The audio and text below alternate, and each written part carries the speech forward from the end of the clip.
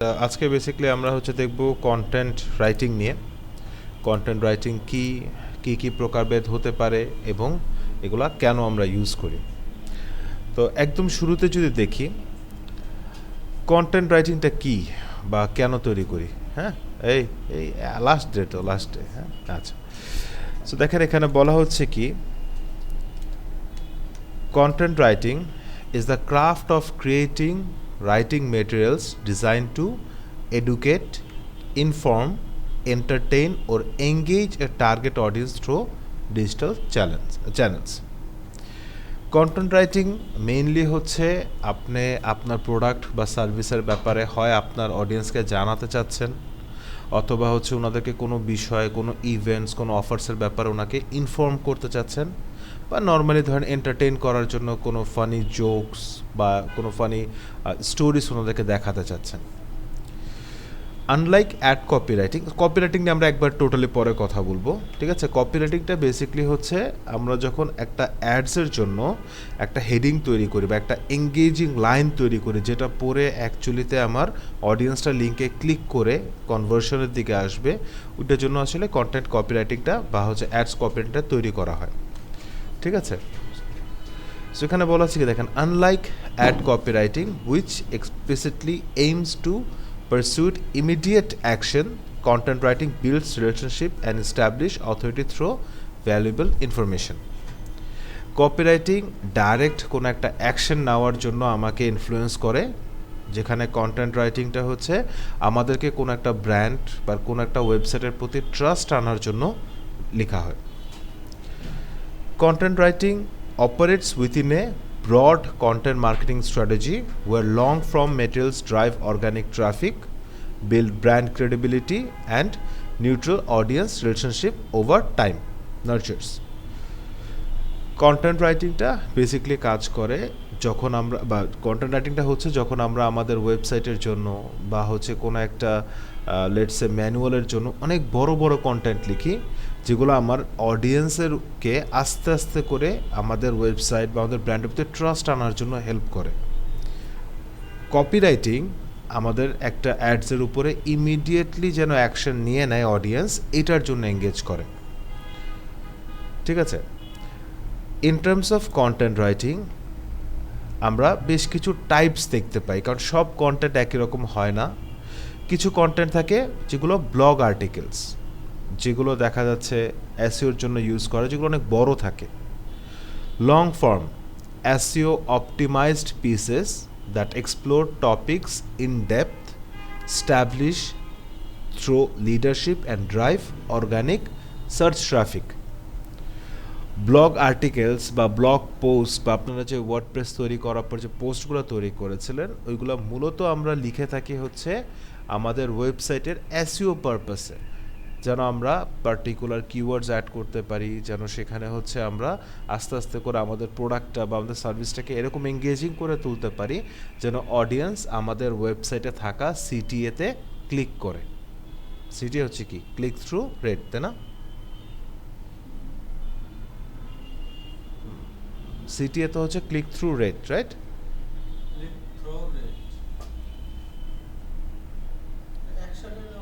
হ্যাঁ, এটা ওনারা সবাই হ্যাঁ বলছেন, আপনিও চুপ, এই জন্য জিজ্ঞেস করলাম। সো আমাদের কল টু অ্যাকশনে যেন ক্লিক করে। ওয়েবসাইট পেজেস, দেখেন আমরা পোস্ট বললেই আমরা পোস্ট আর পেজের ভিতরে একটা কনফিউশন আছে না আমাদের, যে পোস্টে কী লিখতে হয় আবার পেজে গিয়ে কী লিখবো। সো এই যে কন্টেন্ট, দুইটাতেই কিন্তু কন্টেন্ট লিখতে হয়, বাট দুইটার কন্টেন্ট স্ট্রাকচারটা ডিফারেন্ট। একটাতে আপনার লং ফর্ম লিখছেন, যেখানে আপনি কোনো একটা টপিকের ব্যাপারে ইন ডেপথ ওনাকে একটা ইনফরমেশন প্রোভাইড করছেন। বাট ওয়েবসাইট পেজেসের জন্য যে কন্টেন্টগুলো লিখি মূলত হতে পারে সার্ভিসের জন্য, প্রোডাক্টের জন্য, বা ইনফরমেশন যে about us, about the company, এই সকল যে পেজের জন্য, এগুলো হচ্ছে বেসিক্যালি আপনার ইনফরমেশন প্রোভাইড করার জন্য, এগুলো অলওয়েজ শর্ট হয়। টেস্টিমোনিয়ালস হতে পারে বা রিভিউজ হতে পারে, বা ধরেন একটা হোম পেজ যখন সাজানো হয় তখন তো ওখানে একটা হিরো সেকশন থাকে। আপনি ধরেন ই কমার্সের ক্ষেত্রে আপনার ডেলিভারি কেমন দেন, মানি ব্যাক গ্যারান্টি আছে কি না, তারপর হচ্ছে আপনার কাস্টমার ফিডব্যাক, আপনার ধরেন ওয়ার্ক প্রসেসটা বা অর্ডার প্রসেস কিভাবে হয়, কিভাবে ডেলিভারি হয়, এভাবে লেখেন। ওই ক্ষেত্রে কিন্তু অনেক বড় বড় কন্টেন্টস থাকে না, তাই না? ওইখানে জাস্ট ইনফরমেশন দেওয়ার জন্য যতটুকু প্রয়োজন ততটুকুই। দেন হচ্ছে ইমেলস বা নিউজ লেটার্সের জন্য।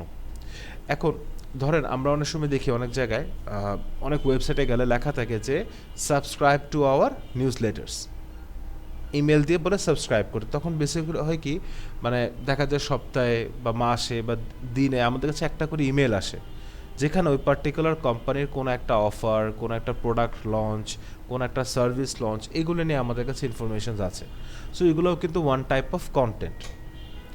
Social media post, so obviously এটা একটা কন্টেন্ট। এখন ব্লগ পোস্টে যেরকমভাবে আপনি অনেক ডিসক্রিপটিভভাবে 1200-1500 ওয়ার্ডের লেখেন, সোশ্যাল মিডিয়াতে আসলে এত বড় লেখার জায়গা নেই, বিকজ প্রত্যেকটা সোশ্যাল মিডিয়াতে মানে ইন্ডিভিজুয়াল সোশ্যাল মিডিয়াতে তাদের নিজস্ব কিছু ক্যারেক্টার লিমিটস থাকে।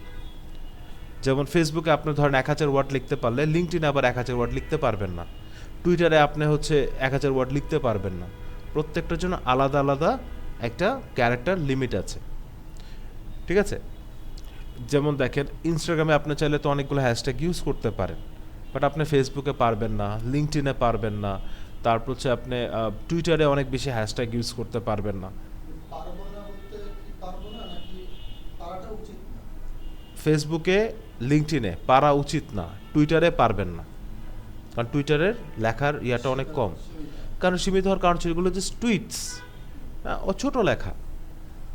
দেন হচ্ছে white paper and case studies. আমরা অনেক সময় ধরেন কেস স্টাডিজ লিখি, ঠিক আছে? এখন এই যে আমরা দেখেছিলাম যখন গুগল অ্যাডস করি তখন একটা মিনি কেস স্টাডি দেখেছিলাম, মনে আছে? সার্চ অ্যাডসের জন্য ক্যাফে। ওইটাকে চাইলে না আপনি অনেক ইলাবরেট ওয়েতে অনেক বড় করে লিখতে পারতেন, বাট আসলে কেস স্টাডিগুলো মূলত কিন্তু অনেক ক্ষেত্রে বড় হয়, বাট অনেক ক্ষেত্রে কিন্তু ছোটও হতে পারে। সো মূলত কেস স্টাডি তৈরি করার রিজনগুলো কী হয়, যে আমি যে একটা কোম্পানির একটা প্রবলেম নিয়ে কাজ করেছি বা ওটা নিয়ে স্টাডি করেছি, রিডার যেন ইজিলি আমারটা দেখে একটা আলটিমেটাম বা একটা কনক্লুশনে যেতে পারে। এটা যে যেমন আপনার থিসিস লিখেছেন না, তো থিসিস তো কম বড় লিখেন নেই, নিজে তো তৈরি করেছেন, সো অনেক বড় করে লিখতে হয়েছে না? এখন ধরেন একজন যে ব্যক্তি এটাকে পুরাটা পড়বে, সে তো হচ্ছে মানে যত এত মোটা তো আই থিঙ্ক এত মোটা তো অ্যাটলিস্ট হয়, তাই না? এত তো পড়বে না, ঠিক আছে? ও যখন ওই মেইন জায়গাগুলো আপনাদেরকে তো ভার্সিটি থেকে অত বলে দিয়েছে যে মেইন পার্টস হচ্ছে এগুলো বা এগুলো অনেক ইম্পর্টেন্ট, ওইগুলো জায়গায় আপনারা খুব বেশি ডিটেলস দেওয়ার চেষ্টা করেছেন, যে বাকিগুলো কি আছে, এত থিওরিটিক্যাল কিন্তু পড়ে না, বাট তারপরে আমাদেরকে লিখতে হয়। কিন্তু ইন টার্মস অফ কন্টেন্ট যখন আমরা এই যে ধরেন যে কেস স্টাডিগুলো লিখছি, তখনও আমাদেরকে মেইন পয়েন্টসগুলো নিয়ে আসতে হয়। এখন কন্টেন্ট রাইটিং এরকম কিছু না, একটা কোনো স্কেলেটন না এটা, মানে হচ্ছে ধরেন যে আমাদের হিউম্যান বডিতে স্কেলেটন দিয়ে তৈরি না, তারপর হচ্ছে ফ্যাট, মাসলস, ভেইনস, এগুলা। সো কন্টেন্ট রাইটিংটা হচ্ছে কি টোটালি আপনি আপনার মতো করে স্ট্রাকচার করবেন, অ্যাজ লং অ্যাজ আপনার রিডার বা আপনার অডিয়েন্স জিনিসটাকে অ্যাবজর্ভ করতে পারছে, ডিপেন্ড করছে। হ্যাঁ হ্যাঁ, যেমন রিসেন্টলি দেখলাম একটা ভিডিও যে আমরা ডাইনোসরকে যেরকমভাবে ভাবতাম বা দেখেছি জুরাসিক পার্কে বা বিভিন্ন কার্টুনসে, সায়েন্টিস্টরা এখন মনে করছেন হয়তো বা ডাইনোসররা আসলে এরকম দেখতে না, কারণ বেসিক্যালি ওরা পেয়েছে কি স্কেলেটনস। সো ওরা জাস্ট ওদের মানে ইম্যাজিনেশনে কিছু ধরেন মাংস বা স্কেলস বসায় দিছে। আমরা কিন্তু আমাদের ভিজুয়ালি কিন্তু ওইটাই কি এখন ডাইনোসরস, বাট ওনারা বলতেছে যে ডাইনোসর হয়তো বা ফ্লাফি ছিল, হয়তো বা কিউট ছিল, আমরা তো দেখলে মনে হয় রাতের ঘুম হারাম হয়ে যায় এরকম, মানে হইতে পারে এগুলো পান্ডার মতো কিউট ছিল, বাট ওটা বলা যায় না কিন্তু। সো ওনারা কিন্তু ওনাদের মতোই স্ট্রাকচার করেছে, আমরা যারা অডিয়েন্স আমরা কিন্তু ভিজুয়ালাইজ করে নিয়েছি ডাইনোসর মানে এটা। সো যখন আমরা কন্টেন্ট লিখব, ওই কন্টেন্টের কোনো স্পেসিফিক স্ট্রাকচার থাকবে না, আমাদের নিজেকে ওটাকে স্ট্রাকচার দিতে হবে। যদি স্কেলেটনের কথা বলে, একটা বেসিক স্কেলেটন আছে, কি একটা ইন্ট্রোডাকশন হবে, একটা বড় বডি সেকশন হবে যেখানে কিছু সাব হেডিংস থাকবে, কিছু বুলেট পয়েন্টস থাকবে এবং একটা কনক্লুশন থাকবে। এটা কিন্তু হচ্ছে একটা কন্টেন্টের স্কেলেটন। এবার এখানে আপনি মিট বসান, মানে মাংস এবার আপনি অ্যাড করেন। ইন্ট্রোডাকশনটা কীরকম হবে, কীরকমভাবে লিখলে আই ক্যাচি হবে। এখন পার্সপেক্টিভটা হতে হবে কি একটা অডিয়েন্সের পার্সপেক্টিভে লিখতে হবে, যেটা আসলে অনেক হার্ড। কারণ হচ্ছে আমি যখন কোনো কিছু লিখবো আমার কাছে অবশ্যই ওটা বেস্ট, কিন্তু আমাকে চিন্তা করতে আমি যেটা লিখছি ওটা আমি বুঝলে হবে না, আমার অডিয়েন্স যে খুবই কম জানে তার জন্য তৈরি করতে হবে।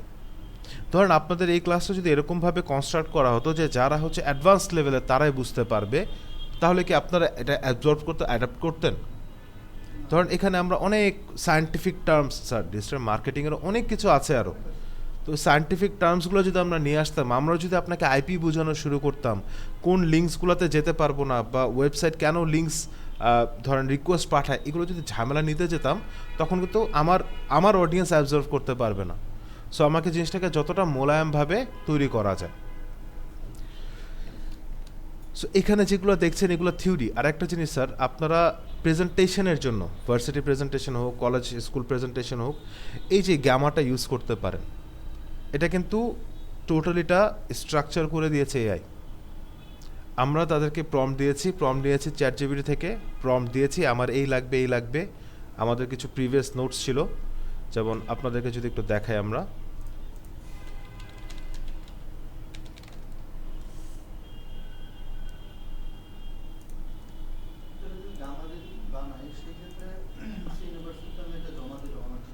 জি জি না না, এগুলো তো আর একদম যা ছিল তাই তো আর বসায় দিই নেই, উনি আমাকে টাচ দিতে হবে। হ্যাঁ, কারণ এখানে তো হচ্ছে স্ট্রাকচার করা, কারণ এআই সবসময় যে ঠিক বলবে এরকম গ্যারান্টি নাই স্যার। হ্যাঁ, কিন্তু দেখেন এই যে ম্যাট্রিক্সগুলো বা এই যে পার্সেন্টেজগুলো, এই চার্টসগুলো, পাই চার্টস, এগুলো সব হচ্ছে এই গামা করে দিচ্ছে। হ্যাঁ, এটা ফ্রি পেইড আছে, ফ্রিতে আমি করেছি, ঠিক আছে, ট্রাই করেছি, আমি 4-5টা ট্রাই করেছি অনেকগুলো টপিক দিয়ে।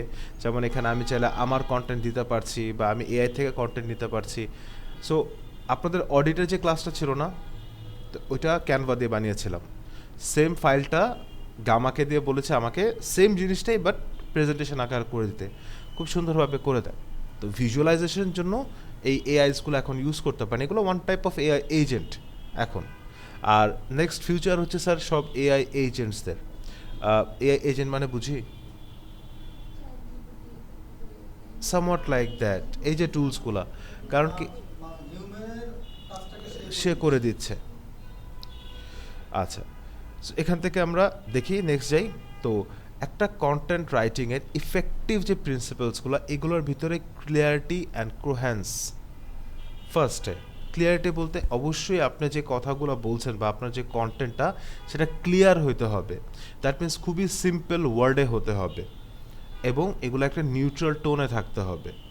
যেরকম এখন এখানে যদি আমি খুব লো ভয়েসে কথা বলি, বা অনেক বেশি গ্রাম্য ভাষায় কথা বলি, অনেক কমপ্লিকেটেড ওয়ার্ডস ইউজ করি, এক্ষেত্রে কি আপনাদের বোঝার সুবিধা হবে না অসুবিধা হবে? অসুবিধা, স্বাভাবিক। সো যখন আপনার ওয়েবসাইটের আপনাদের মাথায় আছে কি আমাকে কিওয়ার্ড প্লেস করতে হবে, কিওয়ার্ড প্লেস করার থেকেও ইম্পর্ট্যান্ট হচ্ছে আমাদের কন্টেন্টটা যেন ক্লিয়ারিফাইড থাকে, মানে ক্লিয়ার থাকে, ঠিক আছে? যতটা কন্টেন্ট ক্লিয়ার রাখবেন, যত কম কমপ্লেক্স ওয়ার্ড ইউজ করবেন রিডারদের জন্য তত বেটার, ওনাদের থেকে আপনি কনভার্সনটা তত বেটার আশা করতে পারবেন। কথার কথা, একজন সেলস পারসন যখন আপনাদের কাছে আসে, উনি কিন্তু চেষ্টা করে আপনাকে যত কম কথায় আপনাকে বুঝায় দিতে পারে একটা বিষয়। কারণ উনি যদি কথা বাড়াতে থাকে, বা উনি অনেক বেশি ডেটা নিয়ে, হ্যাঁ এত পার্সেন্ট পাইছে, এত পার্সেন্ট, এগুলো যদি বলা শুরু করে, আমরা কিন্তু সবাই কিন্তু হচ্ছে কনফিউজ হয়ে যাব, ডিলিউশনে চলে যাব যে ও বলতে কি চাচ্ছে, ও কি বিক্রি কি করতে চাচ্ছে, তাই না? সো আমাদেরও যদি কন্টেন্ট এরকম কমপ্লিকেটেডভাবে হয়, ক্লিয়ার না হয়, সেক্ষেত্রে কিন্তু আমাদের অডিয়েন্সও বুঝবে যে আসলে বলতে কি চাচ্ছে এটা তো বুঝতেছি না। কারণ ওয়েবসাইটে কন্টেন্ট রিডারদেরকে ধরে রাখা অনেক টাফ, বিকজ এখানে আপনার কোনো জেস্চার নাই, কোনো ফিজিক্যাল এক্সপ্রেশন নাই, আপনার টোন আপ না টোন ডাউন এরকম কোনো কিছু নাই।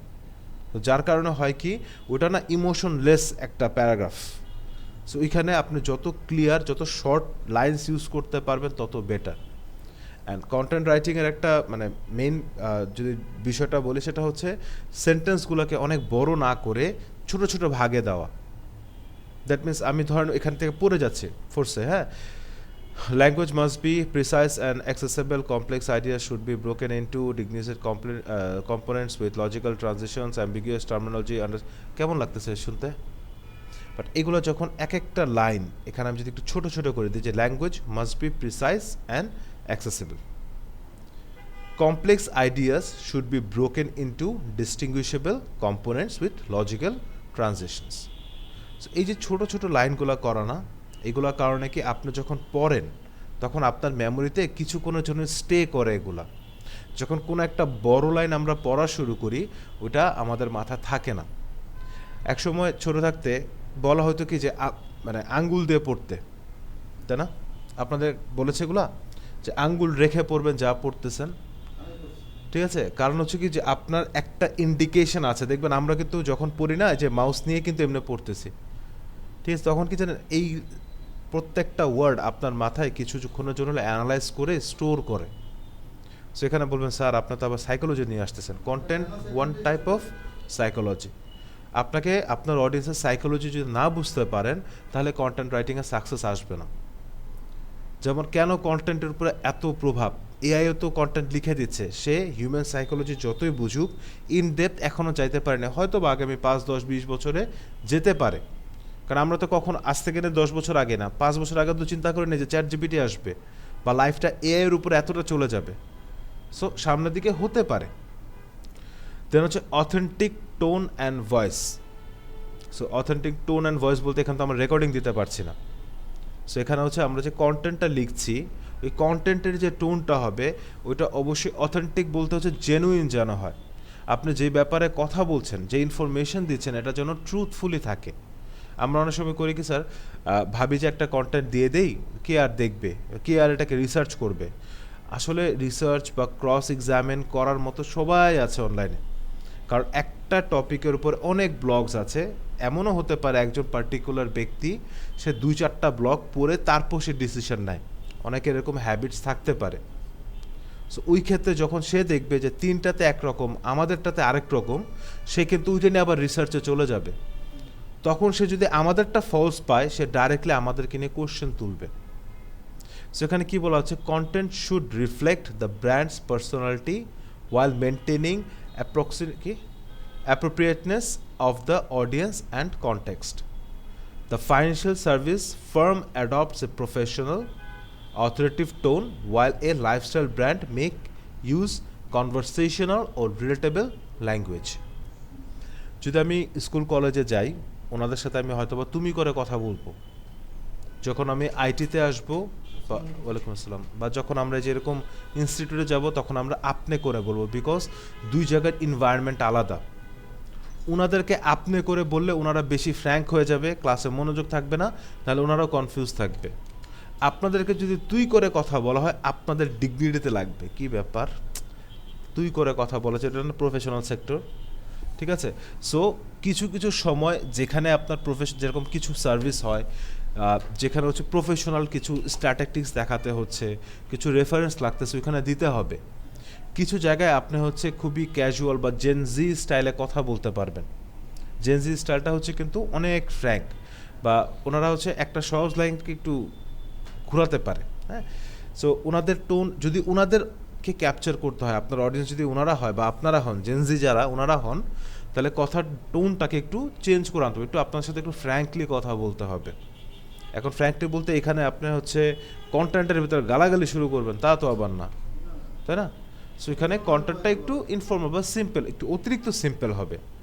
যেমন আমরা যখন কোর্স করছি আপনাদের, এছাড়াও তো আরও অনেক প্রফেশনাল কোর্স আছে, যখন আরও প্রফেশনাল কথার কথা আপনারা যখন যে সিসিএনএ, সিসিএনপি, আইটিআইএল এগুলোতে, পিএমপি এগুলোতে চলে যাবেন, ওনারা কিন্তু দেখবেন যারা স্যাররা আছেন ওনারা নিজেরাই স্যুট বুট পরে আসেন।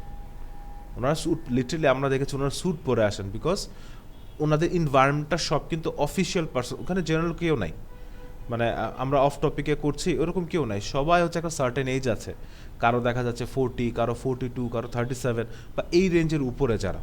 সো ওনাদের জন্য কিন্তু ওনাদের স্ট্রাকচারটাই ডিফারেন্ট হয়। সো আপনাকে আইডেন্টিফাই করতে হবে আপনি যে কন্টেন্ট লিখছেন ওই কন্টেন্টের অডিয়েন্স কারা বা তাদের জিওগ্রাফি, তাদের ডেমোগ্রাফিক কি। যদি হয় স্টুডেন্ট তাহলে ওরকম আর যদি হয় প্রফেশনাল তাহলে প্রফেশনালের মতো। স্ট্র্যাটেজিক স্ট্রাকচার হতে হবে, দ্যাট মিনস আপনি যে স্ট্রাকচারটা তৈরি করছেন ওটাকে আপনাকে নিজে প্ল্যান করতে হবে। ফোর্সে অর্গানাইজেশন ম্যাটার্স। কেন? Effective content এমপ্লয়েস compelling heading, strategic subheading, short paragraphs and visual ব্রেকস। আচ্ছা, এটা এত বড় পড়তে গেলে আপনাদের কনফিউশন হবে। সিম্পলি বুঝো, যখন একটা কন্টেন্ট দেখছেন প্রথমে একটা ইন্ট্রোডাকশন থাকে, তারপর হচ্ছে একটা ইমেজ থাকতে পারে, তাই না? অনেক সময় থাকে না? তারপর হচ্ছে ধরেন 2টা 4টা 5টা বুলেট পয়েন্ট থাকলো বা সাবহেডিং থাকলো, আর প্রত্যেকটার মাঝখানে একটা করে ইমেজ দিয়েছে। ইমেজগুলো তার মেইন পারপাস হচ্ছে কি, আপনি ওই যে লেখার থেকে, আপনি লেখা পড়ার থেকে যেন একটু ব্রেক পান, একটু রিল্যাক্স হন। কারণ আপনার ওই লেখাটাই কিন্তু ওই ভিজুয়ালি আপনাকে শো করছে। সো আপনার লেখার থেকে ভিজুয়াল বেশি ক্যাপচার করেন। আমরা অ্যাজ হিউম্যান বিংস আমরা হচ্ছে ভিজুয়ালটাকে পছন্দ করি। কথা কথা এখানে একটা টেপ রেকর্ডার এনে দিয়েও সেম কথা বলা যেত, বাট ওইখানে আপনারা কিন্তু ক্লাস করে একটা এঙ্গেজিং ভাইব পাবেন না। এই জন্য একটা আবার ভাই এরকম হতে পারে যে যদি কিছু কনভে করতে চাই, হ্যাঁ, ওই ইমেজের মাধ্যমে খুব ইজিলি ওই ওই ইনফরমেশনটা কনভে করা যেতে পারে। হ্যাঁ, এটা বোঝাতে চাচ্ছি আর কি। আপনি তো ভয় দিয়ে দিচ্ছেন, আপনারা আসছেন হ্যালো হয়তো কিছু বলবেন নাকি? এত ও হ্যাঁ, আর এত নোটিফিকেশন পাতা কেউ জয়েন করলে। হ্যাঁ, আপনার আজকে আসার কথা ছিল? ভাই সানডেতে আসার কথা ছিল, আমি তো টিউসডেতে যে বউ বাচ্চা নিয়ে মাত্র আসলাম, ও আচ্ছা বাসায় ঢুকলাম। আচ্ছা। সো মানে ভিজুয়াল ব্যাপারটা অনেক দরকার একটা কন্টেন্টে, সেটা ইমেজ হোক, ভিডিও হোক, কোনো প্রকার পাই চার্টস হোক, গ্রাফস হোক, কিছু একটা ভিজুয়ালি রাখতে হবে যেন আপনার অডিয়েন্স একটা কন্টেন্ট পড়তে পড়তে সার্টেন জায়গায় সে ফিল করে যে রিল্যাক্সড। ইমেজটা দেখলাম, উপরে যে কন্টেন্টটা ছিল ওটাকে সিম্বলাইজ করতেছে এই ইমেজটা। তার মানে আমরা কি দেখতে পাচ্ছি স্যার, আমাদের যখন আমরা কন্টেন্ট লিখছি কথার টোন হতে হবে ক্লিয়ার, আমাদের টোন মেনটেন করতে হবে, হয় ফর্মাল নয় ক্যাজুয়াল, আমাদের লাইন্সগুলোকে ছোট ছোট করে লিখতে হবে, এবং আমাদের হচ্ছে ভিজুয়ালস ইউজ করতে হবে। ঠিক আছে, 4টা পয়েন্ট পেয়েছেন। Audience centric preservative, sorry perspective. Every piece of content must address audience's needs, questions and pain points. যখন ডিজিটাল মার্কেটিংয়ের জন্য আপনাদেরকে ভর্তি করানো হয় তখন আপনাদেরকে জিজ্ঞেস করেছিল যে আপনি ফিউচারে কি করতে চান, এই কথাটা জিজ্ঞেস করেছিল? আপনাকে জিজ্ঞেস করছে? মনে নেই? ঠিক আছে, হ্যাঁ, আপনাকে করে নেই। আচ্ছা, তাহলে আপনাকে দেখে মনে করছে না ওনার পেন পয়েন্ট নেই। নর্মালি যেটা হয়, যখন একজন সেলস পারসন, আমি সেলস পারসন কেন বলছি, বিকজ ওনারা কন্টেন্ট ওনাদের জন্য সবচেয়ে বেশি প্রয়োজনীয়, কারণ ওনারা এই কন্টেন্টের থ্রুই কিন্তু আসলে সেলটা নিয়ে আসে। সো একজন সেলস পারসন সবার আগে চেষ্টা করে যে আপনার লাইফে সবচেয়ে প্রবলেমেটিক পার্ট কোনটা, মানি, আর্নিং সোর্স, এডুকেশন, নলেজ, এটা পরে, এটা কিন্তু আপনার পেন পয়েন্ট না। পেন পয়েন্ট হচ্ছে আমার আর্নিং কম বা আর্নিং লাগবে, ওইটাকে কিন্তু ওনারা অ্যাজ এ ওয়েপেন ইউজ করে। যে ঠিক আছে, আপনি যদি আর্নিং চান, দ্রুত আপনি আর্ন করতে চান, আপনি গ্রাফিক্স করেন, ডিজিটাল মার্কেটিং করেন, ফ্রিল্যান্সিং করেন, এক্সেট্রা।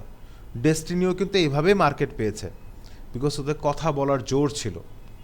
মানে ওইটা হচ্ছে একটা এরকম কোম্পানি যে আপনাকে বলবে যে আপনি একজন লোক আনলে, ঠিক আছে, সে যদি কোনো প্রোডাক্ট বিক্রি করে আপনি একটা কমিশন পাবেন, সে যদি আরও দুজন লোক নিয়ে আসে ওরা যে সেল করবে ওইখান থেকে আপনি কমিশন পাবেন। মানে ডান হাত বাম হাত, বাম হাতেরও 2 হাত, মানে এটা হচ্ছে ওয়ান টাইপ অফ অ্যাফিলিয়েট। কিন্তু বুঝাই তো কি, যে আমি যদি দুজনকে ইন করাইতে পারি ওনাদের কোম্পানিতে, ওনারা যতজনকেই করাবে সবার থেকে আপনি পার্সেন্টেজ পাবেন। ওদের টোনটা আবার একটু ডিফারেন্ট ছিল ভাই, এই জন্য যে তো কোম্পানি নেই। আরেকজনকে আনবে এরকম ভাবে দেখাইতো না, জিনিসটা এমন ভাবে দেখাইতো যে ইউ সেল আ প্রোডাক্ট। না ভাই, আমি যখন এখন গিয়েছিলাম আমাকে এটাই মানে আমাকে যে কাউন্সিলিং করেছিল এইভাবেই, সো আমাকে এত ডান হাত বাম হাত বুঝাইছে, আমি পরে আর যাই নেই।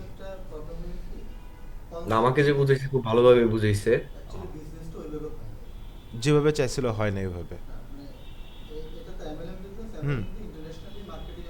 যে একটা প্রোডাক্ট সেল করা, যেটা আপনার মার কাছেও একটা, আর ইউজফুল প্রোডাক্ট ছিল কিছু, হ্যাঁ একটু ওভার প্রাইস ছিল। আমি মনে করলাম যে ঠিক আছে।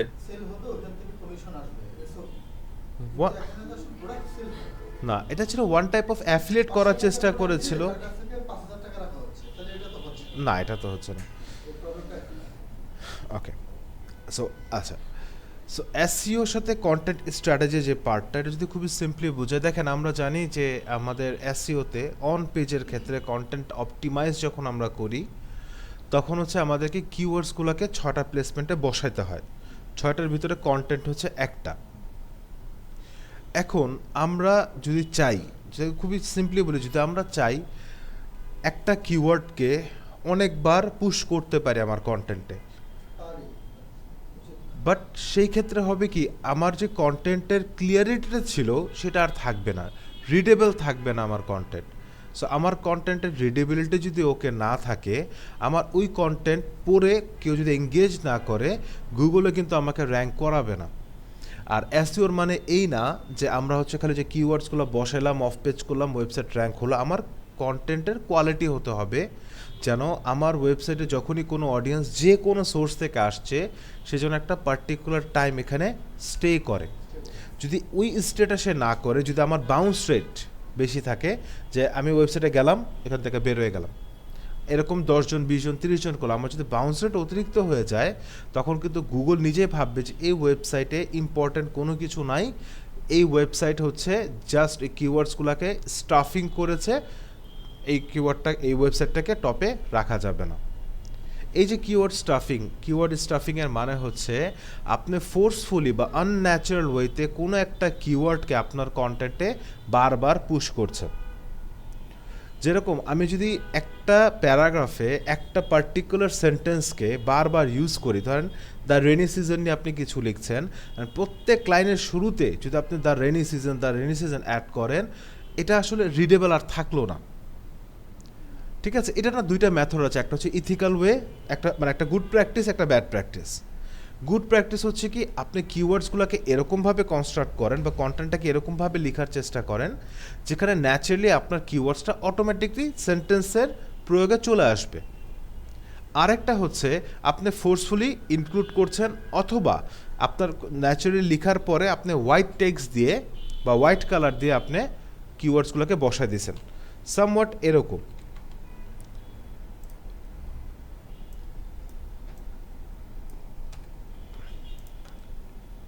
ধরেন আমি এখানে একটা কন্টেন্ট লিখলাম, হ্যাঁ, এখন ধরেন কিওয়ার্ড রিসার্চ হচ্ছে আমার মেইন কিওয়ার্ড, ঠিক আছে।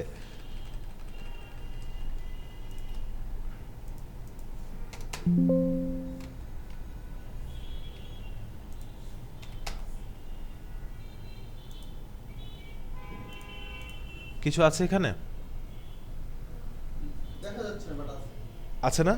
এখন এটা ভিউয়ারদের জন্য নট ভিজিবল, বাট যখন রিডাররা পড়তে পারবে না, বাট গুগলের হ্যাঁ, ক্রলার ঠিকই পড়তে পারবে। যখন গুগলের ক্রলার আসবে সে তো এখানে দেখবে যে কিওয়ার্ডসগুলো প্লেস করা, ঠিক আছে। এটা কখনোই গুড প্র্যাকটিস না, বিকজ হয়তোবা আপনি এক চান্স গুগল এটাকে ছেড়ে দিল, বাট এটাকে কিন্তু গুগল একবার না একবার ধরবে। এগুলো হচ্ছে ব্যাড প্র্যাকটিসেস। এখন এগুলোর কারণে ইনিশিয়ালি বা একটা সার্টেন স্টেজে দেখা যায় আপনার ওই পেজটা ওই কিওয়ার্ডে র্যাঙ্ক করে যাবে, কিন্তু এটা আবার ফল ডাউন করে যাবে। সো আগে একসময় এরকমভাবেই করা হতো। এখনও আপনি যদি দেখেন অনেক ওয়েবসাইটে গিয়ে ওদের টেক্সটগুলো কপি করা, অনেক লো র্যাঙ্কড ওয়েবসাইটগুলোতে লেখা কপি করার চেষ্টা করবেন, দেখবেন কি কিছু কিছু হোয়াইট টেক্সট আপনি পাবেন। সো এগুলো আসলে এই যে কিওয়ার্ড স্টাফিংয়ের ব্যাপারটা, সবচেয়ে বেস্ট বা গুড প্র্যাকটিস হচ্ছে আপনি ন্যাচারালি কিওয়ার্ডসগুলোকে বসানোর চেষ্টা করেন। একটা কন্টেন্ট যখন আপনি লিখতে বসবেন, আপনি কখনোই মানে বলতে পারবেন না বা ভাবতে পারবেন না যে আপনি একদিন একটা কন্টেন্ট লিখে উঠে যেতে পারবেন। এমনও হতে পারে একটা কন্টেন্ট লিখতে আপনার 1.5-2 মাস লেগে যায়, লাগতে পারে, আমি বলতেছি না লাগবে, এমন হতে পারে 1 সপ্তাহের ভিতরে শেষ হয়ে গেছে। কারণ আপনাকে আগে ইন্ট্রোডাকশনে আপনি লিখবেন, আপনাকে চিন্তা করতে হবে আমি এমন কি প্রবলেমটাকে অ্যাড্রেস করব যেটার কারণে সে আমার ফুল কন্টেন্টটা পড়বে। এখন ওই কন্টেন্টের একটা সামারি আপনার মাথায় লেখার আগে জেনারেট করে নিতে হবে। যখন ফিল্ম ডাইরেক্টরসরা বা স্ক্রিপ্ট রাইটার্সরা স্ক্রিপ্ট লিখেন, তখন কিন্তু ওনাদের অনেক কিছু চিন্তা করতে হয় স্ক্রিপ্ট লেখার আগে। হ্যাঁ হ্যাঁ, ওইটা তো একটা কন্টেন্ট। সো প্রথম স্টোরি কি হবে ওইটার উপর বেস করে উনি আগে ক্লাইম্যাক্স চিন্তা করে পরে হচ্ছে মেইন পার্টসগুলোতে আসে। কারণ একটা মুভির সবচেয়ে মেইন কি ক্লাইম্যাক্স। আমার কাছে ওইটাই বিরক্ত লাগে, এত পুরো মুভি দেখা হয় অতটুকু পার্টের জন্য, কিন্তু ওইটার জন্যই কিন্তু মানুষ মুভি টেনে দেখে না, পুরাটা দেখে না। ওইটাও কিন্তু একটা কন্টেন্ট। সো কিছু থ্রিলার মুভিস, আপনারা তো স্যার হয়তো বা অ্যাকশন দেখেন বা হচ্ছে রোম্যান্টিক মুভিস এগুলো দেখেন, আমার কাছে না, হ্যাঁ আমার না থ্রিলারগুলো পছন্দ, যে ফার্স্টের দিকে একটা এমন পয়েন্ট নিয়ে আসছে, নিয়ে আসার পরে ওইটা আর দেখাচ্ছে না। তো আমার ইন্টারেস্ট হচ্ছে ফার্স্টে যে সিনটা গেল ওইটার আউটকামটাকে আমি দেখতেছি পুরো মুভি। কথার কথা যে বিক্রম একটা মুভি ছিল তামিলের, বুঝছেন, এছাড়া অনেকগুলো আছে তামিলের, বাট ওই মুভিটা দেখার পর ফার্স্টের দিকে দেখলাম কি এক মরে গেল, মেরে ফেললো, এখন ওকে যে মারলো এরপরে তো অনেক কাহিনী হচ্ছে, ও মরার সাথে ওর সাথে এই মারামারির কাহিনী কি, আমি পুরোটা মুভি দেখছি, লাস্টে গিয়ে দেখি কি যে যে মরছে ও মরে নেই, ফেক মরছে, ওই হচ্ছে দিচ্ছে যে হিরো। আলিফ লায়লার সময় ছিল। সো এই যে কিওয়ার্ড স্টাফিংগুলো, এগুলোর কোনো প্রয়োজন হয় না যদি আমার কন্টেন্টের আমি খুব সুন্দর স্ট্রাকচার নিজের থেকে তৈরি করতে পারি। এখন এটার জন্য আপনার ব্রেনকে অনেক পরিশ্রম করাতে হবে। এখন দেখেন স্যার, সবাই কিন্তু সবগুলা সেক্টর এক্সপার্ট হতে পারবেন না। আপনি হয়তো বা গুগল অ্যাডস খুব ভালো পারেন, আপনি কন্টেন্ট লিখতে পারেন, এটা স্বাভাবিক হতে পারে। এখন একজন ডিজিটাল মার্কেটার মানেই যে আপনাকে সব কিছুতে এক্সপার্ট, কখনোই না। যেমন আমি জানি না, আমি হচ্ছে হ্যাঁ আমি জানি না নাজমুল ভাইয়ের কথাগুলো শোনা যাচ্ছে কিনা বাইরে। নাজমুল ভাই একটু হ্যালো বলেন তো।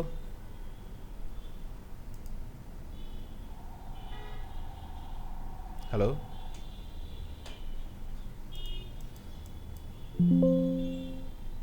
নাজমুল ভাই কি আছেন অনলাইনে?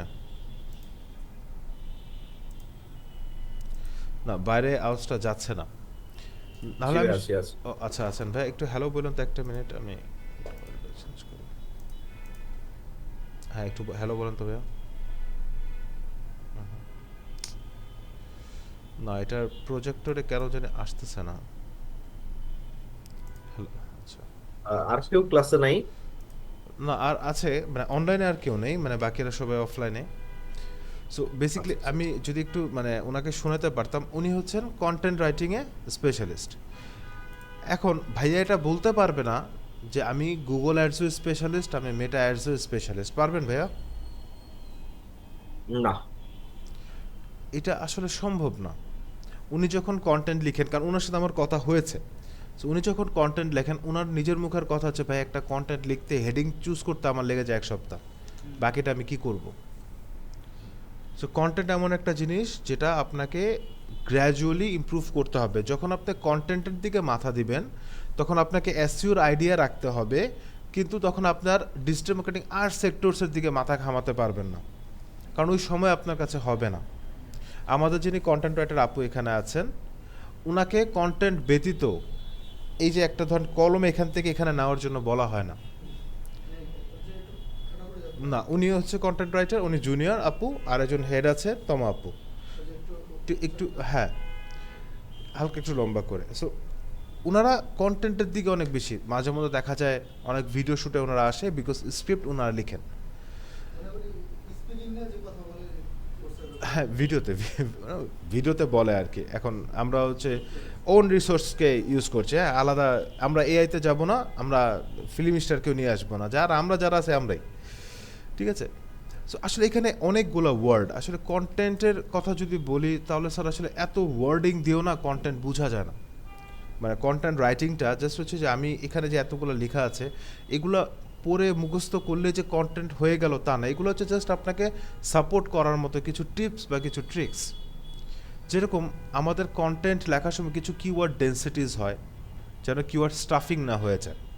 মানে হচ্ছে একটা কিওয়ার্ড, অনেকেরা মনে করতে পারে যে ভাইয়া এআই আসার পরে ইজিয়ার হয়ে গেছে। আমি বলবো না, এআই আসার পরে আরো হার্ড হয়ে গেছে। কারণ আগে যারা মিডিওকার কন্টেন্ট লিখতো, হ্যাঁ আহ টাইপো ছাড়া লিখতেই পারতো না, তারা কিন্তু খুব ইজিলি মানে কয়েকটা প্রম্পটে এখন তারাও করে ফেলতে পারতেছে। হ্যাঁ হ্যাঁ।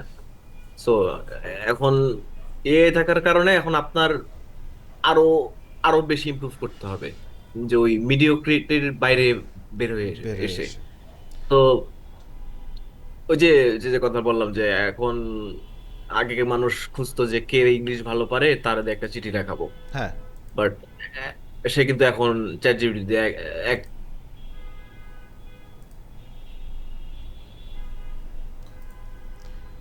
হ্যাঁ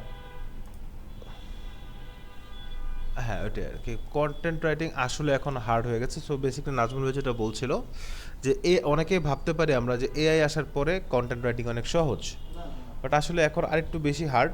বিকজ আগে যারা হচ্ছে খুব সুন্দর স্ট্রাকচার নিয়ে কন্টেন্ট লিখতে পারতো না, ওরাও কিন্তু হচ্ছে এখন প্রম্পটার দিয়ে কন্টেন্ট তৈরি করতে পারছে। তো গুগল এখন তার দেখা যায় ইন্টারফেস বা তার অ্যালগোরিদমটাকে এরকমভাবে আপডেট করছে যেন সে মানে অর্গানিক বা হিউম্যান রিটেন কন্টেন্টসকে সে বেশি পায়। ঠিক আছে, এখন হ্যাঁ, ওই কন্টেন্টগুলোও তো কোনো না কোনো রোবটস চেক করছে, ট্রু।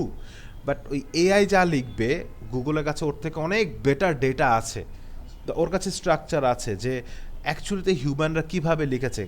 এআই তো আসে কয়েকদিন, গুগল তো আর কয়েকদিন না, ওয়েব তো আর কয়েকদিনের জন্য না। তো তার কাছে এনাফ ডেটা আছে, সে ক্যালকুলেট করতে পারে কোনটা এআই রিটেন কোনটা হিউম্যান রিটেন। সো কিওয়ার্ড ডেন্সিটির যেটা বলছিলাম, যদি আমরা এসইওর জন্য কন্টেন্টস লিখতে চাই, অবশ্যই আমাদেরকে ওইখানে কিওয়ার্ড ডেন্সিটি বা কিওয়ার্ড স্টাফিং বিষয়টা বুঝতে হবে। সেটা হচ্ছে কি, আমরা আমাদের প্রাইমারি যে কিওয়ার্ড আছে এটাকে চাইলেই অতিরিক্ত ইউজ বা পুশ করতে পারবো না আমাদের কন্টেন্টে। সো আমাকে এখানে একটা মানে ডেন্সিটি বলতে ঘনত্ব বুঝে এরকমই তো, তাই না? আমার কিওয়ার্ডটাকে বা প্রাইমারি কিওয়ার্ডটাকে আমি আমার ফুল কন্টেন্টে কতবার ইউজ করতে পারবো, এটার একটা যদি সিম্পল আপনাকে আইডিয়া দিই, সেটা হচ্ছে প্রাইমারি কিওয়ার্ডকে 1000 ওয়ার্ডে যদি কন্টেন্ট হয়, আপনি একটা প্রাইমারি কিওয়ার্ডকে 4 থেকে 5 বারের ঊর্ধ্বে লিখতে পারবেন না। মানে এতটুকু গ্যাপ হতে হবে আপনার প্যারাগ্রাফ, হেডিং, সাব হেডিং, এগুলোতে আপনার কন্টেন্টে আপনার কিওয়ার্ডসগুলোকে এতটুকু গ্যাপে আসতে হবে যেন আপনি ফুল কন্টেন্টে আপনি ম্যাক্সিমাম 4 থেকে 5 বার প্রাইমারি কিওয়ার্ড ইউজ করেন। এলএসএ বা সাপোর্টিভ যে কিওয়ার্ডগুলো আছে, এগুলোতে হচ্ছে আপনি ভ্যারিয়েশন নিতে পারেন। সেগুলো আপনি দেখা যায় 7 থেকে 8টা কিওয়ার্ডের উপরে ফোকাস করতে পারেন। ঠিক আছে, সো যদি এই এখন এটা তো আর মাপার কিছু নাই এখানে যে আপনি পার্সেন্টেজ মাপবেন পুরো কন্টেন্টে, বাট যখন আপনি কন্টেন্ট লিখছেন, আপনি অ্যাজ এ রিডার এটা বুঝতে পারবেন যে এই কন্টেন্টটা পড়ার পরে কি মনে হচ্ছে যে এই ওয়ার্ডটাকে অনেক বেশি চলে আসলো। ঠিক আছে, সো এগুলোকে যেমন আমরা যখন ফাইবারে লিখেছিলাম, যে অডিট দিয়ে মনে হয় করেছিলাম, সো যে এসইও অডিট, এসইও, তো যে এসইও লেখাটা অনেকবার পেয়েছে ফাইবার, কিন্তু শুধু এসইওকেও ধরতেছে এমন না। আমাদের তো কিওয়ার্ড ছিল তখন এসইও অডিট, সো অনেক জায়গায় এসইও অনেক বেশি লেখা, তো বলতেছে এই এসইও লেখাটা অনেক বেশি, এটাকেও কমাতে হবে। এখন এই যে কিওয়ার্ড ডেন্সিটিকে চেক করার জন্য যাবা একটা ওয়ার্ড কতবার ইউজ হয়েছে, এটা ইউজ করার জন্য অনেক সিম্পল টুল আছে, যেরকম হচ্ছে ওয়ার্ড কাউন্ট।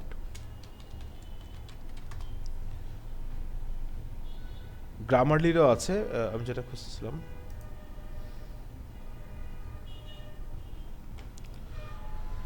এখানে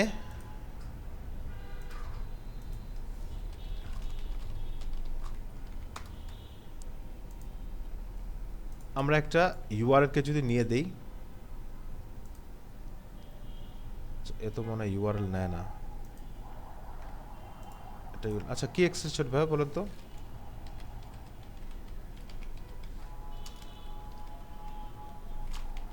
ওয়ার্ড কাউন্টার। আচ্ছা চলুন তাহলে একটা এক্সটেনশন নিয়ে নিই। আচ্ছা,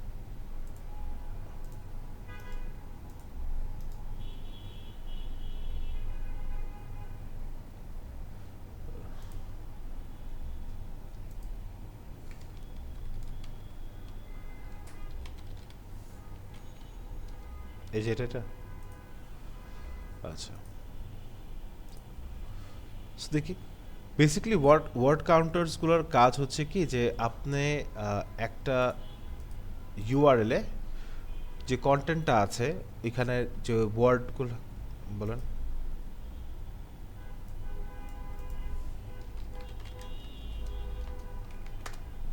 এটা তো মানে এইচ ট্যাগসগুলো দেখাবে নাকি? আচ্ছা ঠিক আছে, তো আমরা দুইটা নতুন এক্সটেনশন পেলাম, একটা হচ্ছে ওয়ার্ড কাউন্টার, একটা হচ্ছে heading map.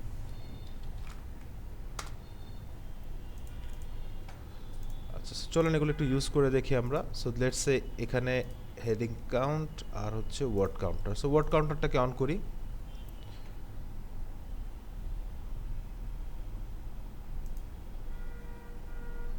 enter your text here or highlight the text। আচ্ছা টেক্সট হাইলাইট করতে হবে, এখানে অনেক বেশি কিছু নিয়ে নেবে না এভাবে।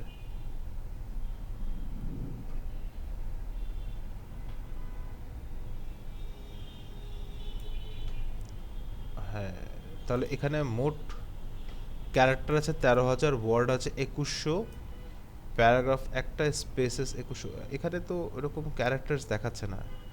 এখানে কি ওয়ার্ড, ইন্ডিভিজুয়াল ওয়ার্ড দেখা না যে একটা ওয়ার্ড কতবার ইউজ হয়েছে? আচ্ছা আচ্ছা,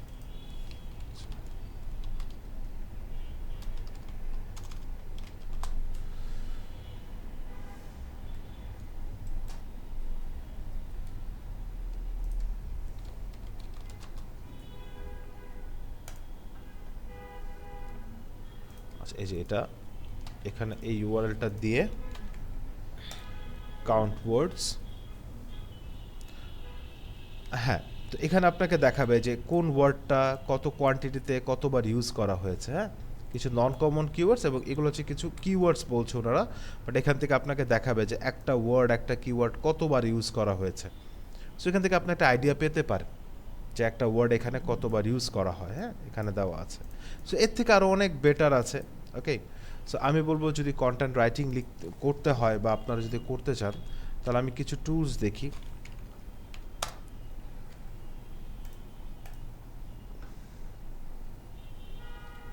সো কন্টেন্ট রাইটিংয়ের জন্য আমাদের বেসিক অবশ্যই কিছু টুলস লাগবে, যেগুলোর ভিতরে গ্রামারলি, কুইলবট, যেরকম এই যে দেখেন, এটা হচ্ছে কন্টেন্ট রাইটিংয়ের প্যাকেজ ওনাদের। হ্যাঁ, সো টোটাল হচ্ছে ১১৪টা টুল আছে। সো ওনারা বলছে, বাট এখানে ১১৪টা অ্যাকচুয়ালি নাই। সো জ্যাসপার আছে না, তো দিয়েছে অনেক ভ্যারিয়েশন আর কি। সো ধরেন আচ্ছা, জ্যাসপার, চ্যাট জিপিটি, এগুলো হচ্ছে এআইস। তারপর হচ্ছে closer copies, Word Hero, Write Cream, niche বের করার জন্য, গ্রামারলি, রিরাইটিংয়ের জন্য, QuillBot, Wordtune, Q text দেখার জন্য যে আপনাদের যে কন্টেন্ট ওটার সাথে মানে প্লাগারিজম হচ্ছে কিনা কারো। প্লাগারিজম বলতে কোনো ওয়েবসাইটের কন্টেন্ট আপনার ওয়েবসাইটের কন্টেন্টের সাথে সিমিলারিটি পেয়ে যাচ্ছে কিনা। ঠিক আছে, এখানে অনেক টুল আছে ইউজ করার মতো, বাট এখান থেকে মেইন যে টুলসগুলো আমাদের লাগতে পারে সেগুলোর ভিতর Jasper, Chat GPT, Grammarly, QuillBot, Q text, enough. এগুলা আপনার গ্রামার মিস্টেক্স ঠিক করার জন্য, আপনার টোনকে আরও প্রোফাউন্ড বা ভালো করার জন্য, আপনার কন্টেন্টের কোনো ধরেন ২-৪টা একটা প্যারাগ্রাফ একদম মিলে যাচ্ছে বা সিমিলার হয়ে যাচ্ছে কোনো ওয়েবসাইটের সাথে, এগুলো চেক করার জন্য আপনার এই টুলসগুলো ইউজ করা যাবে। এগুলো ফ্রিও আছে, পেইডও আছে, বাট পেইড আপনাকে অনেক ফিচার্স দেয়, ফ্রি দেয় না। যেমন গ্রামারলির কথা বলি, ইনিশিয়াল,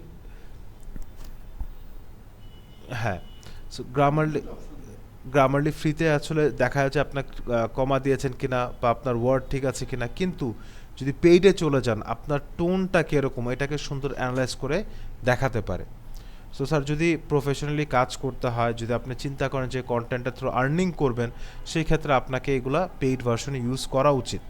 ঠিক আছে, আর এগুলো এরকম না যে আপনাকে একদম মানে অফিসিয়াল লাইসেন্স নিয়ে কিনতে হবে। ঠিক আছে, এগুলোর জন্য ইনিশিয়ালি আপনার গ্রুপ শেয়ার টুলস আছে। ঠিক আছে, গ্রুপ শেয়ার টুলসগুলো হচ্ছে বেসিক্যালি আপনি অনেকজনের সাথে শেয়ার করবেন একটা টুলকে, এরকম।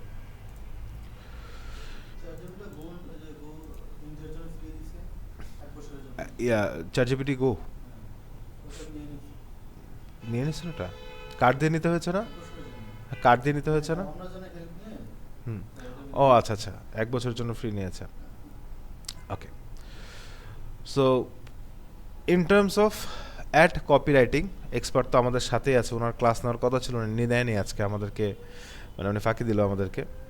সো অ্যাড কপিরাইটের মূলত হচ্ছে যখন আমরা কোনো অ্যাডভার্টাইজমেন্টের জন্য কোনো একটা engaging heading along with a description দিচ্ছি, যেন যে অডিয়েন্স বা যে ভিউয়ার হবে সে যেন ইমিডিয়েট কোনো একটা অ্যাকশন নিতে পারে, সাচ অ্যাজ লিঙ্কে ক্লিক করা, কোনো প্রোডাক্ট পারচেস, কোনো ইমেল সাবমিশন, কোনো ফর্ম ফিল আপ, এগুলো যেন উনি ইনস্ট্যান্টলি করতে পারে।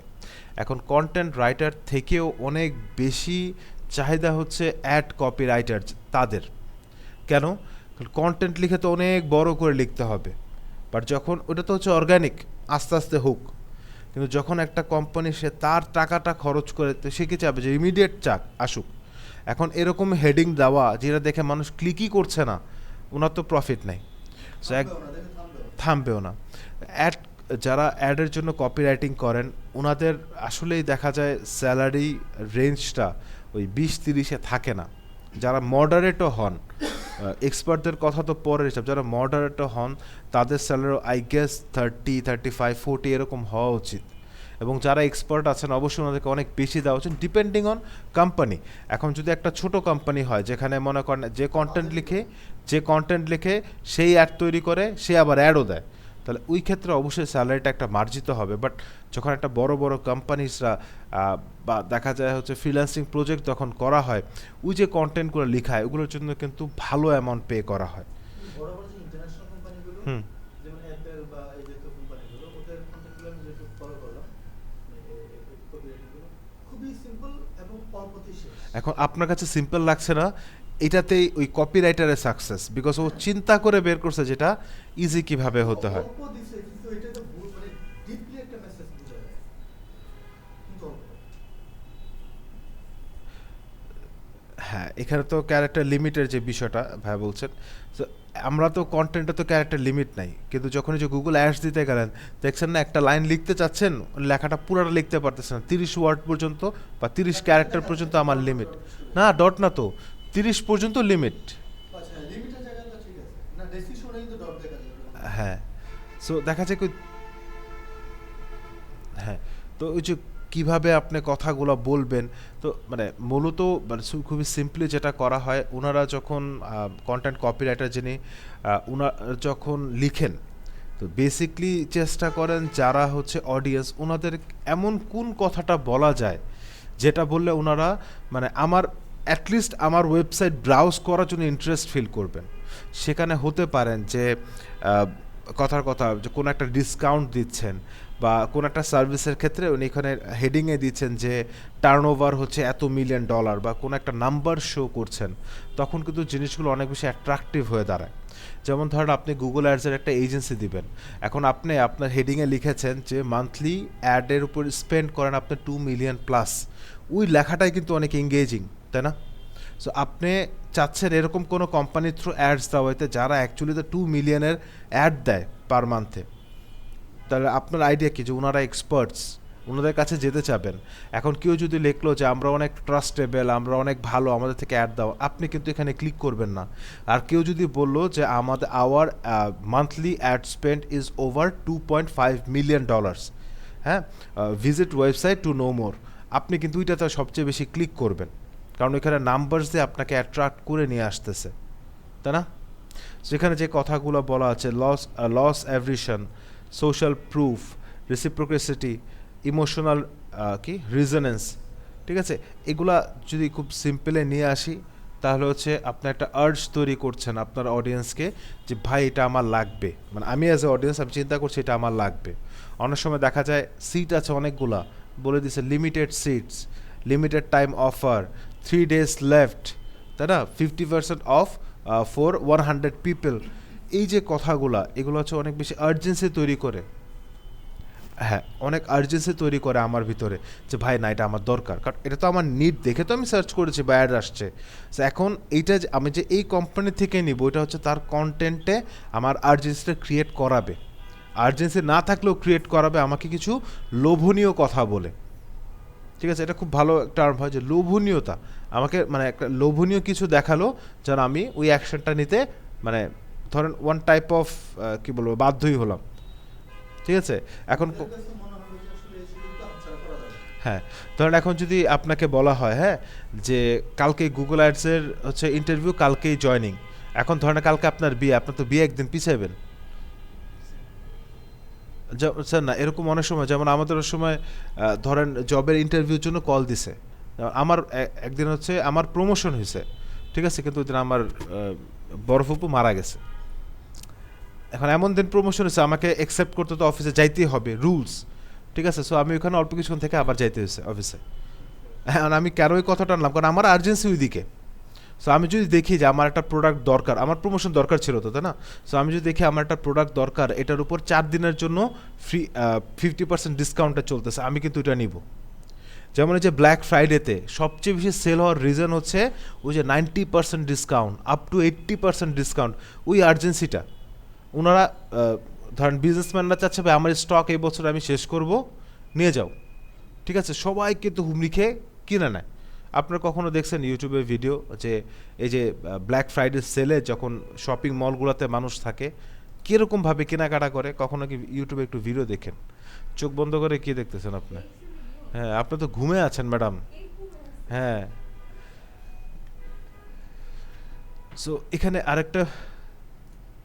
আরেকটা বিষয় হচ্ছে কি যে ওই যে আমরা 2 মিলিয়ন বা যেটা বললাম ওটা কিন্তু আপনি ওয়ান টাইপ অফ তাকে অ্যাসিওর করছেন যে উনার যে বাজেটটা গুগল অ্যাডসের জন্য যে বাজেটটা ওনার খরচ হবে এটা ওয়েস্টেজ যাবে না, বিকজ আপনার অলরেডি এত টাকার অ্যাডস দিয়ে ওয়েল ট্রেন্ড আছেন। সো আপনি ওনাকে একটা ওয়ান টাইপ অফ সিকিউরিটি দিচ্ছেন বা রিল্যাক্সমেন্ট দিচ্ছেন। ওকে, সো দেখেন সব কিছু বা সব কন্টেন্ট সব প্রোডাক্ট সব সার্ভিসের জন্য এক না। আপনি সার্ভিসের জন্য কন্টেন্ট দিবেন একরকম, প্রোডাক্টের জন্য আপনি দিলেন কোনো একটা 50-20% ডিসকাউন্ট, বাট এই গুগল অ্যাডসের জন্য আপনি কি এখানে লিখতে পারবেন যে 20% ডিসকাউন্ট অন 5 গুগল অ্যাডস? এই কথাটা লিখলে কি মানে বুঝাবে যে আপনার প্রফেশনাল? ওই ক্ষেত্রে আপনাকে শো করতে হবে কি যে ওনার টাকাটা যে আপনাকে দিবে ওইটার জন্য ওনাকে আপনি কি মানে ওনার টাকাটা দিয়ে যে অ্যাডসটা রান করবে, অ্যাডসটা যে ভালো চলবে এটার কি সিকিউরিটি আছে আপনার কাছে। অনেক সময় কিন্তু অনেকে দেখবেন যে টেস্টিমোনিয়ালসগুলোকে তুলে দেয়, টেস্টিমোনিয়ালস বলতে রিভিউসগুলোকে তুলে দেয় যে আমাদের এতজন মনে করেন সার্ভিস নিয়েছিল যাদের ভিতরে এই ধরেন 90% কোম্পানিজরা মোর দেন 80% তারা প্রফিট পেয়েছে, বা হচ্ছে এই কোম্পানিগুলো 20%-এর উপরে পেয়েছে, এরকমভাবে কিন্তু একটা সোশ্যাল প্রুফ দেয়। আপনাকে ভর্তি হওয়ার সময় কি বলে নাই যে আমাদের স্টুডেন্টরা এমন জায়গায় আছে অমন জায়গায় আছে? আমাদের সেলস পার্সনদেরকে ট্রেনিং দিতে হবে আসলে, ঠিক আছে? সো এগুলো হচ্ছে কি সোশ্যাল প্রুফিং, এগুলো সোশ্যাল প্রুফিং যে আপনাকে অ্যাসিওর করতেছে আপনি যে এতগুলো টাকা দিয়ে ভর্তি হবেন। শুনেন, শুধুমাত্র যে ফিসটা দিয়ে ভর্তি হয়েছেন ওটাই কিন্তু এনাফ না, ওটাই কিন্তু একমাত্র ইনভেস্টমেন্ট না। এই যে প্রতিদিন যাতায়াত করেন ওটা ইনভেস্টমেন্ট, টাইম দেন ওটা ইনভেস্টমেন্ট। সো এই ইনভেস্টমেন্টটা যে আপনার ওয়েস্ট হবে না, এটার আউটকাম যে ভালো হবে, এটার অ্যাসিওরিটি যদি আমি আপনাকে দিতে পারি, এটা যদি আমি প্রুফ আপনাকে দিতে পারি, আপনার সাথে আমার অনেক বেশি কথাই বলা লাগবে না। না প্রাইস নিয়ে বার্গেনিং করতে হবে, না আপনাকে ক্লাসেসের টাইম মানে কয় ঘন্টার ক্লাস কয় দিন ক্লাস এটা বলা লাগবে। খালি বলতে হবে যে ফিজ এত, ক্লাস টাইম এই 3 দিন, ক্লাস 3 ঘন্টা হতে পারে, 5 মিনিটও হতে পারে। কিন্তু আপনাকে যে প্রুফটা দেখালো তার মানে কি আপনি শিওর হলেন, সাইকোলজিক্যালি আপনি স্যাটিসফাইড যে এখান থেকে বের হলে আমার একটা প্লেসমেন্ট দেওয়ার সুযোগ আছে বা প্লেসমেন্ট হওয়ার সুযোগ আছে, রাইট? সো এই প্রত্যেকটা জিনিস কিন্তু স্যার কন্টেন্ট হোক আর অ্যাড কপি রাইটিং হোক এগুলোতে দরকার। নাজমুল ভাই এখানে কিছু বলবেন?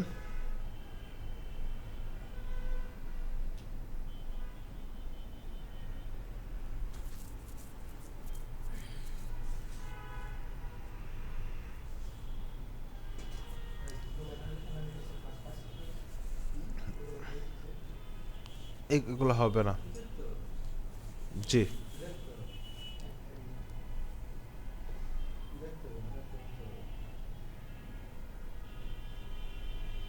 হুম,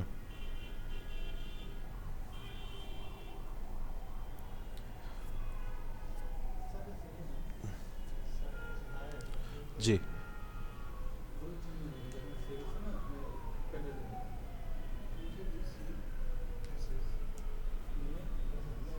হ্যাঁ, ইমোশনাল একটা ইফেক্ট। হ্যাঁ,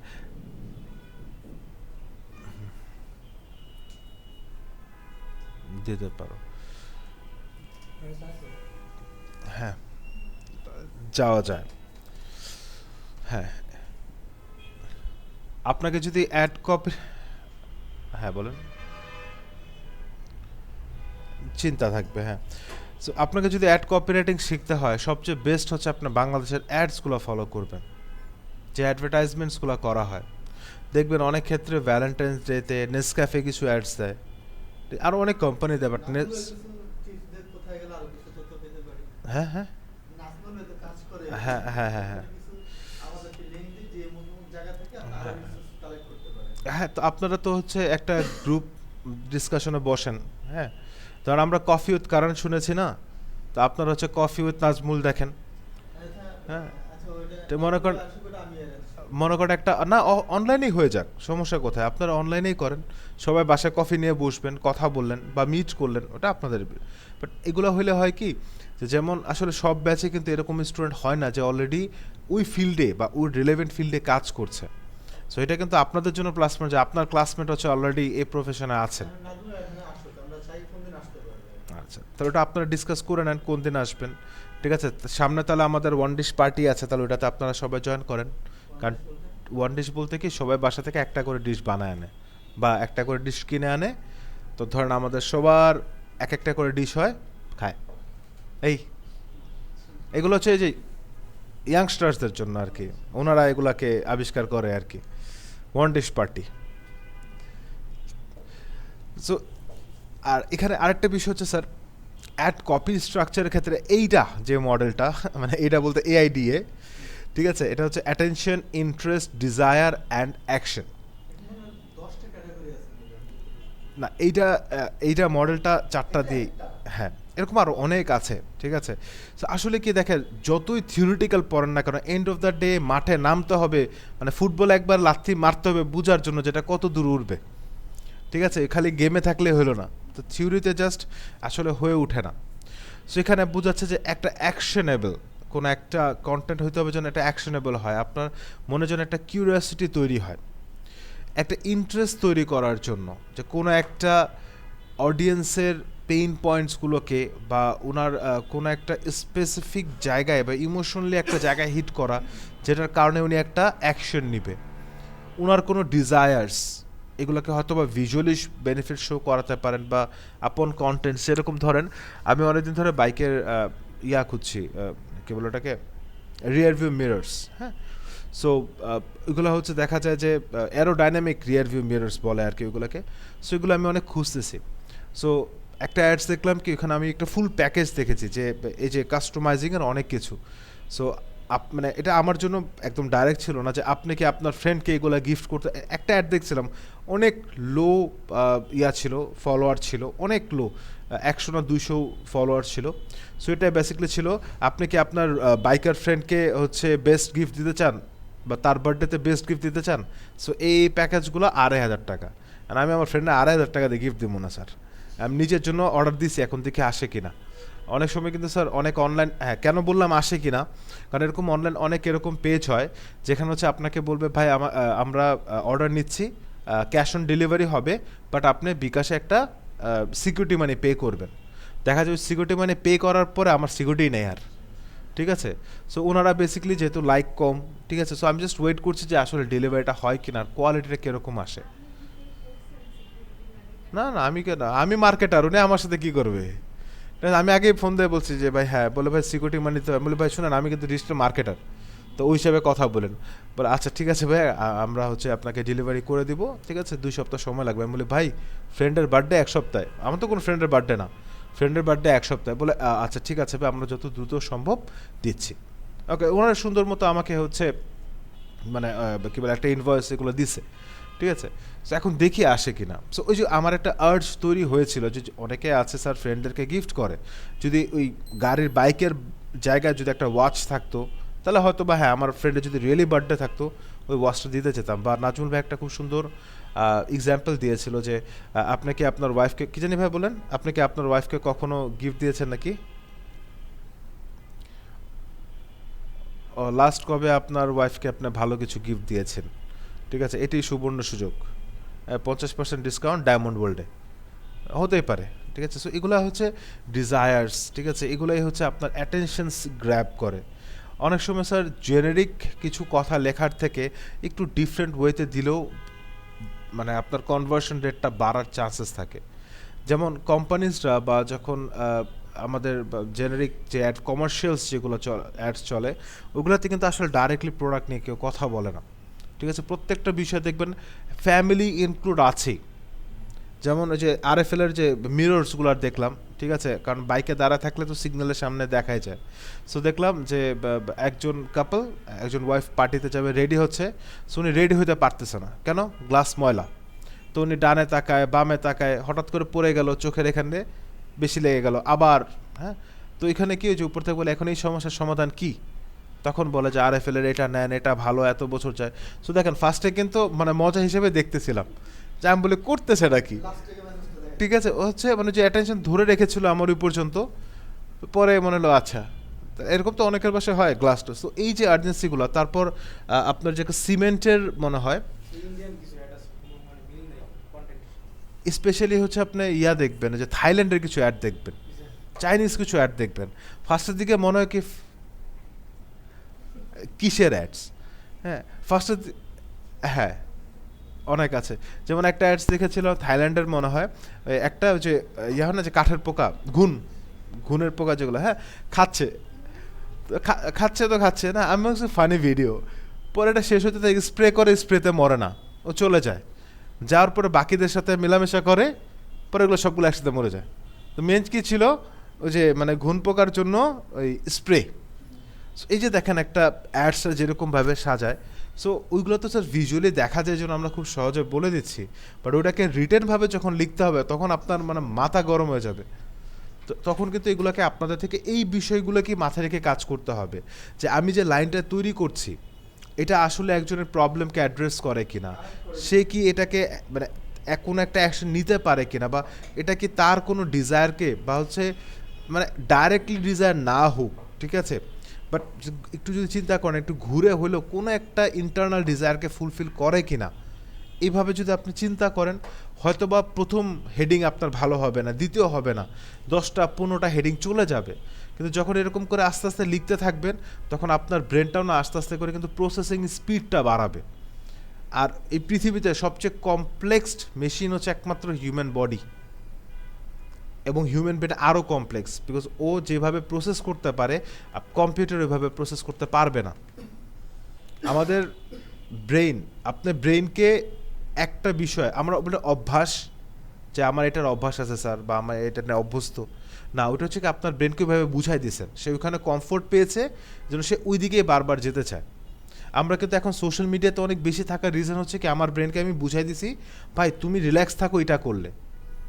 যখন আমরা কাজ করি তখন আমরা ওইভাবে বুঝাই নিছি ব্রেনকে যে ভাই তোমার এনজয়মেন্ট কাজে, তুমি যদি ওই সোশ্যাল মিডিয়া দেখতে বসো বা তুমি যদি রিল্যাক্স থাকো তোমার কাছে বিরক্ত লাগবে। সো এটা না নিজের থেকে ডেভেলপ হয়, এটা এমন না যে আপনি আজকে ব্রেনকে বলতে পারবেন আঙুল দিয়ে যে ব্রেন এবারে কাজ করো, ওটা তার হচ্ছে না। সো আপনি যখন আস্তে আস্তে করতে থাকবেন ব্রেন অটোমেটিকলি নিতে থাকবে। যেমন স্যার আমাদের বডি, হ্যাঁ অনেকে জিমে যায় না, প্রথম 5 কেজি উঠাইতে পারে না, পরে তো একসময় 50 কেজি উঠাইতে পারে, বিকজ আমাদের শরীর এমনভাবে তৈরি, আপনি এটাকে যত প্রেশার দিবেন সে ওই এনভায়রনমেন্ট অনুযায়ী তত বেশি অ্যাডাপ্ট হবে। হিউম্যানসও কিন্তু স্যার এক সময় ডেভেলপ হয়েছে, ঠিক আছে, বলো না স্যার কেভম্যান টু অফিসম্যান, তাই না? সো ওইরকমভাবে যদি ডেভেলপ করেন নিজেদেরকে, বা যদি আপনাদের আসলে ইচ্ছা থাকে যে কন্টেন্ট নিয়ে কাজ করবেন, তাহলে এই কন্টেন্ট নিয়ে আপনাকে কাজ করতে হবে কন্টিনিউ। ওইখানে আপনি অনেক কিছুকে ইনক্লুড করতে পারবেন না লাইফে। লাইফে বলতে হচ্ছে ডিফারেন্ট স্কিলস, না আমি তো কন্টেন্ট প্র্যাকটিস করি, আমি ওয়ার্ডপ্রেসটাও শিখি, আমি গ্রাফিক্সও শিখি, ও তখন আর ওইগুলোতে যাইতে পারবেন না বা মনোযোগ দিতে পারবেন না। খুব একটা সিম্পল ওয়ে হলো, হ্যাঁ ভাইয়া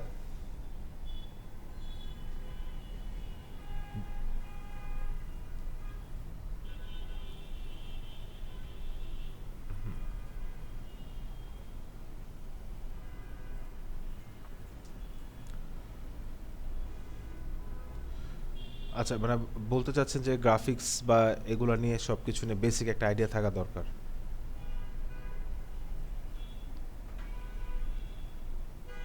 হুম,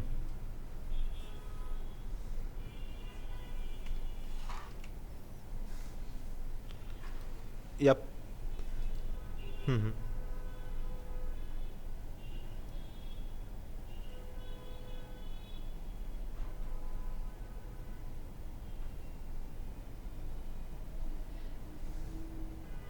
হুম।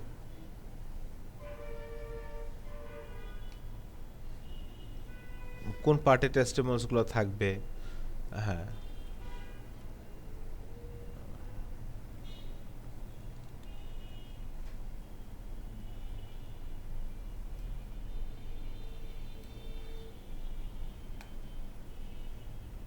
আচ্ছা, fair enough, fair enough. So basically touch up থাকা ভালো, বাট অনেকে আমি যে বিষয়টাকে অ্যাড্রেস করছিলাম এটা হচ্ছে কি অনেকে ডিফারেন্ট একটা কোর্সেই চলে যায়, যে এইটা নিয়ে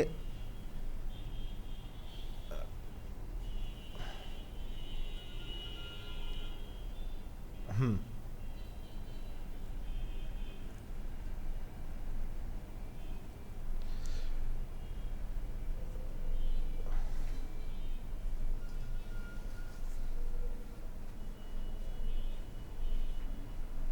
না না ইচ্ছা করে করিনি স্যার।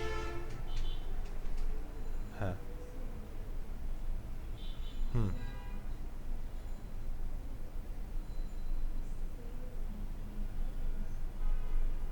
আছে।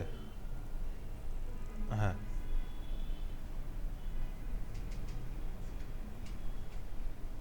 হুম। ওকে, ফেয়ার এনাফ। আচ্ছা, আর এখন বেসিক প্রিন্সিপাল থাকা দরকার, এটা আর কি বলতে চাচ্ছেন। হুম। আচ্ছা, সো আসলে আহ, যদি একটু চিন্তা করি যে কন্টেন্ট রাইটিং আর অ্যাপ অ্যাড কপি রাইটিং, এই দুইটা কিন্তু আসলে একদম সিমিলার না। আমরা অনেক সময় মনে করতে পারি যে মানে দুইটাই হয়তো বা কন্টেন্ট রাইটিংয়ের পার্ট, একটাতে অনেক বড় কন্টেন্ট লিখে আর একটাতে ছোট কন্টেন্ট লেখা হয়, বাট আসলে বিষয়টা অনেক ডিফারেন্স আছে। যদি একদম সিম্পলি দেখে, first of all dimensions, primary অবজেক্টিভটা কি কন্টেন্ট রাইটিংয়ে? এডুকেট বা ইনফর্ম করা। অ্যাড কপিরাইটিংয়ের মেইন হচ্ছে কোনো একটা অ্যাকশন তাকে দিয়ে নেওয়ানো। সো এডুকেট করে, ফার্স্টে এডুকেট করে দেন কিন্তু আপনি অ্যাকশন নেওয়াচ্ছেন, এটা হচ্ছে কন্টেন্ট। আর আপনি ডাইরেক্টলি তাকে কোনো এডুকেট না, আপনি তাকে ডাইরেক্টলি অ্যাকশন নিতে বাধ্য করছেন, এটা হচ্ছে অ্যাড কপিরাইটিং। যদি টাইম হরাইজনে চিন্তা করি বা টাইম লেন্থের কথা বলি, কন্টেন্ট রাইটিংয়ে আপনি স্লোলি স্টেডি একটা relation, professional relation build up করেন, যে জায়গায় আপনি অ্যাড কপিরাইটিংয়ে খুবই শর্ট টার্মের একটা কনভার্সনে চিন্তা করেন, যে খুব কম সময় দেখলো একটা, সাথে সাথে কনভার্সন হতে হবে। কারণ কনভার্সন বলতে কিন্তু সেল না স্যার, বারবার বলছি, কনভার্সন ইজ নট সেল। আপনার ডিজায়ার যে অ্যাকশন, ওটা যে ফুলফিল করছে সেটা, সো এটা ক্লিক হতে পারে, ঠিক আছে, বাট অ্যাকশন নিতে হবে। Impression is not an action. আসলো যে স্ক্রিনে আসলো, এটাকে আমি কনভার্সন হিসেবে ধরতে পারি না, বাট এখানে কোন একটা জায়গায় ক্লিক করলে একটা ওয়েব পেজে গেল, যাওয়ার পর কন্টেন্ট পড়ছে, that can be an conversion. Tone and approach কম, হ্যাঁ। সো এই জন্য সিটিআর কনভার্সন যদি কম হয়ে ইমপ্রেশন বেশি হয়, তাহলে আমার যে সিটিআর রেটটাকে আবার একটাবার অ্যানালাইজ করা যায়। যদি সিটিআর কম হতে থাকে, তার মানে আমার অ্যাড বা আমার কন্টেন্ট ইজ নট গুড। আর সিটিআরটা মেইনলি কিন্তু দেখা হয় হচ্ছে অ্যাডসের ক্ষেত্রে, ঠিক আছে। অর্গ্যানিক সিটিআর একটা জিনিস, আর যদি একদম জাস্ট জেনারেল সিটিআর বলি ওইটা, বা ক্লিক থ্রু রেটটা চেক আমরা করি মেইনলি অ্যাডসের ক্ষেত্রে সবচেয়ে বেশি। যে একটা অ্যাডসের জন্য আমি একটা কিওয়ার্ড টার্গেট করেছিলাম, ওই কিওয়ার্ডে আমার অ্যাডটা অ্যাপিয়ার হয়েছে 500 বার, ওই 500 বারের ভিতরে কতবার আমার ক্লিক পড়লো, এবং এই ইমপ্রেশনের থেকে ক্লিক পড়ার পরে কত কনভার্সন হলো, এই রেটসগুলো যদি বুঝতে না পারি বা এই কার্ভসগুলো যদি না হিসাব করতে পারি, তাহলে আপনার অ্যাডস প্রফিটেবল কিনা এটা আপনি বুঝতে পারবেন না। Length and format, so typically অবশ্যই কন্টেন্ট 700 ওয়ার্ডস, 800 ওয়ার্ডস, 1000 ওয়ার্ডস হতে পারে, বাট অ্যাডসের ক্ষেত্রে তো 30 ওয়ার্ডের আপনি এক একটা হেডিং 30 ক্যারেক্টারে বেশি লিখতেও পারেন না। ওই জায়গায় আপনি হয়তো বা ডিসক্রিপশন পাচ্ছেন 90 ওয়ার্ডসের ভিতরে, 90 ক্যারেক্টার্সের ভিতরে, সেখানে অনেক বড় একটা কিন্তু ওয়ার্ড বা ক্যারেক্টার গ্যাপ আছে। সো যেই কথাটা আপনি হচ্ছে 1000 ওয়ার্ডে বুঝাবেন, ওই সেম জিনিসটার জন্য অ্যাকশন নিতে বাধ্য করবেন দেখা যায় 30 ওয়ার্ডে। কপিরাইটিং, ওটা হচ্ছে কন্টেন্ট। যদি অডিয়েন্স ইন্টেন্টের কথা বলি, বেসিকলি কন্টেন্ট লেখা হয় অ্যাওয়ারনেস বা কনসিডারেশন স্টেজে। আপনারা যে সেলস ফানাল দেখেছেন না, কনসিডারেশন, অ্যাওয়ারনেস, কনসিডারেশন, দেন কনভার্সন। আর যখন আপনি অ্যাড কপি রাইটিং আসবেন, তখন বেসিক্যালি ডিসিশন বা হচ্ছে কনভার্সনের দিকে আপনি বেশি ফোকাস থাকেন, যে ওই আপনার প্রোডাক্টটাকে তার কিনতে হবে বা কেনার জন্য, মানে উদ্দেশ্যটা কেনার হতে হবে, বাইং ইন্টেন্ট হতে হবে। যদি কি মেট্রিক্সে বলি, কন্টেন্টের ক্ষেত্রে আমরা অর্গানিক ট্রাফিক দেখতে পারি, পেজে কতক্ষণ ছিল, বাউন্স রেট কত, ব্যাকলিংস ইউজ করেছি কিনা, শেয়ার হয়েছে কিনা, এগুলো আমরা অনেক বেশি দেখি। বাট অ্যাড কপিরাইটিংয়ের ক্ষেত্রে এই যে CTR, click through rate, ROS, ROAS, return on ad spend, conversion rate, cost per acquisition, new customer অ্যাকোয়ারের যে কস্টিং, এই যে বিষয়গুলোকে আমরা বেশি ফোকাস করি। এগুলোই এক মানে কোনটা ROI, হ্যাঁ, আরওআই হচ্ছে রিটার্ন অন ইনভেস্টমেন্ট। ঠিক আছে, ঠিক আছে, হ্যাঁ, সেম জিনিস তো, আপনি ইনভেস্ট করছেন ওইটার প্রতি, ওটার এগেনস্টে যে আর্নিংটা বা রিটার্নটা। আর এখানে একটু স্পেসিফাই করা আছে যে আপনি অ্যাডসের জন্য যে টাকাটা খরচ করেছেন ওইটার জন্য, এটা স্পেসিফাইড হচ্ছে অ্যাডসের জন্য। আরওআই কিন্তু ইনভেস্টমেন্ট কিন্তু অনেক কিছুরই হতে পারে, যে আপনি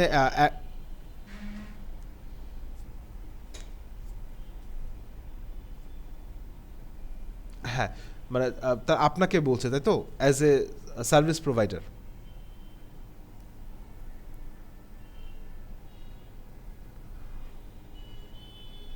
না, ওর কাছে আরওআই, কারণ সে যে ইনভেস্ট করছে ওইটার এগেনস্টে আপনি তাকে কত পার্সেন্ট রিটার্ন এনে দিতে পারবেন। আর আপনার জন্য হচ্ছে যে আপনি অ্যাডসে যত স্পেন্ড করেছেন ওইটার এগেনস্টে আপনি কত আনতে পারলেন। কল টু অ্যাকশনের ক্ষেত্রে মেইনলি যেগুলো থাকে, লার্ন মোর হতে পারে, news letter, subscribe to news letter হতে পারে, ঠিক আছে, লার্ন মোর, তারপর হচ্ছে ধরেন ভিউ আর্টিকেল এরকম হতে পারে। সেই ক্ষেত্রে অ্যাড কপিরাইটিংয়ে আর্জেন্সিটাকে বোঝানো হতে পারে যে বাই নাও, ক্লেম অফার বা সাইন আপ টুডে হতে পারে। ওকে, এই কমন চ্যালেঞ্জেসে যদি একটা কথা বলি, যে আসলে in terms of content writing বেশ কিছু চ্যালেঞ্জ আমাদের আসতে পারে, যেগুলোর ভিতরে খুব সিম্পলি বললি যে কিছু কিছু এরকম হয় যে কিছু প্রোডাক্ট বা কিছু সার্ভিস অনেক বেশি স্যাচুরেটেড থাকে, মানে অলরেডি নর্মালি হয় কি স্যার, যে আমরা যখন একটা ব্র্যান্ডকে লঞ্চ করি তখন অডিয়েন্সকে চেষ্টা করি ওগুলোর সম্পর্কে আগে অ্যাওয়্যার করা বা এডুকেট করার জন্য, দেন ওদেরকে অ্যাপ্রোচ করি সেলসের জন্য। বাট কিছু প্রোডাক্ট এরকম অলরেডি স্যাচুরেটেড থাকে, কিভাবে অলরেডি অনেক জেনারিক প্রোডাক্ট সেল হচ্ছে বা অলরেডি অনেক ইনফরমেশন যাচ্ছে, ওইগুলোতে কন্টেন্টগুলোকে তৈরি করা, মার্কেটিং করার ক্ষেত্রে অনেক চ্যালেঞ্জেস চলে আসে। যেরকম এই যে আপনার অর্গ্যানিক হানি, আগে এক সময় ছিল কি অর্গ্যানিক হানি কি, কেন দরকার, খাইলে কি হবে, কোন কোন বিষয়ের জন্য ভালো, এগুলো শেখানো লাগছে। এখন কিন্তু অর্গ্যানিক শুনলে ওয়াও অর্গ্যানিক দাও, তাই না? এখন এই মার্কেট, এই স্যাচুরেটেড মার্কেটে কিন্তু অ্যাপিয়ার করতে হলে আসলে একটু প্রবলেমস ফেস করতে হয়, কম্পিটিটর বেশি, কারণ এখানে আপনার সেলও বেশি। সো দেখেন, অনেক সময় দেখা যায় কি স্যার, যখন মার্কেটিং করা হচ্ছে অনলাইনে, সো মানে ট্রু ফ্যাক্টরসগুলা অনেক বেশি হিডেন থাকে। কিভাবে? ধরেন অনেকে বলতে পারে 100% স্কলারশিপ, আপ টু 100% স্কলারশিপ, এখানে অনেক সময় ট্রুথের একটা গ্যাপ থাকে, যে আসলে 100% দিচ্ছে কি না, বা সেখানে যেমন হচ্ছে স্যার, যদি সিম্পলি বলি, কনসালটেন্সির ফার্মগুলো বেসিকলি যেগুলো করে থাকে, যে আপনি হচ্ছে বাইরের কান্ট্রিতে যাচ্ছেন, আপনাকে বলো যে ভাই তোমার 4 বছরের স্কলারশিপ ফ্রি, ঠিক আছে, কিন্তু যাওয়ার পর দেখা যায় যে না, স্কলারশিপ ছিল 1 বছরের, বাকি 3 বছরের জন্য হচ্ছে টাকা দিতে হবে, বা রেজাল্টের এই গ্রেড থাকতে হবে, সেই গ্রেড থাকতে হবে। সো এই বিষয়গুলোকেও না একটু দেখা। অনেকে হচ্ছে ধরেন আপনাকে মিসলিডিং কোনো একটা ক্লেম বা কোনো একটা কিছু বলতে পারে, যে যদি আপনারা লেটস এই সার্ভিসটা যদি নেন, আমাদের এখানে সবচেয়ে কম প্রাইস, বা আমাদের এখানে সবচেয়ে অথেন্টিক, বাকিগুলো অথেন্টিক না। যেরকম দেখেন কোকা কোলা আর হচ্ছে পেপসি, ওরা দুজনেই কিন্তু তাদের কোয়ালিটি নিয়ে মারামারি করে। মাঝখানে মোজো আসলো কি নিয়ে? পেলিস্তাইনকে নিয়ে, রাইট? এখন কথা কি ছিল, সে 1 টাকা ডোনেট করবে যে মোজো কিনবে, মোজো কম বেশি এই তাগিদে সবাই খাইছেন, তাই না? ওই 1 টাকা কিন্তু এখনও যায় না, কেন জানেন? ওইখানে একটা ছোট্ট কিউআর আছে, ওই কিউআরটি স্ক্যান করার পরে যখন আপনি ওয়েবসাইটে যাবেন তখন আপনারা বুঝবে কোম্পানি যে ওই মোজোটা সেল হয়েছে, তখন ওইখান থেকে হয়তো বা $1 যাবে। বাট কয়জন করেছেন এটা? মোজো কেনার পর কিউআর স্ক্যান করেছেন?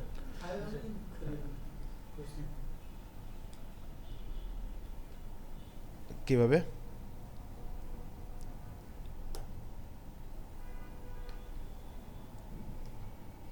হ্যাঁ, সো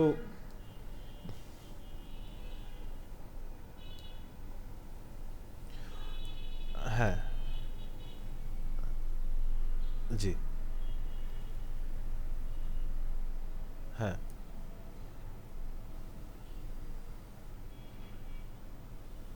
হ্যাঁ, 5 টাকা রিটার্ন পেলাম। হ্যাঁ, মোজো, দ্যাটস গ্রেট। আর এই যে ভাই যে কোকাকোলার কথা বললেন যে কোকাকোলা একটা ক্যাশব্যাক দিত, আমি পেয়েছিলাম ডিউতে। আগে হতো কি স্যার, ডিউতে একটা অফার ছিল যে আপনি হচ্ছে যদি 25 টাকার ডিউটা কিনেন তখন 20 টাকা ছিল, ওই ডিউ কিনলে আপনি হচ্ছে 20 টাকা রিচার্জ ফ্রি।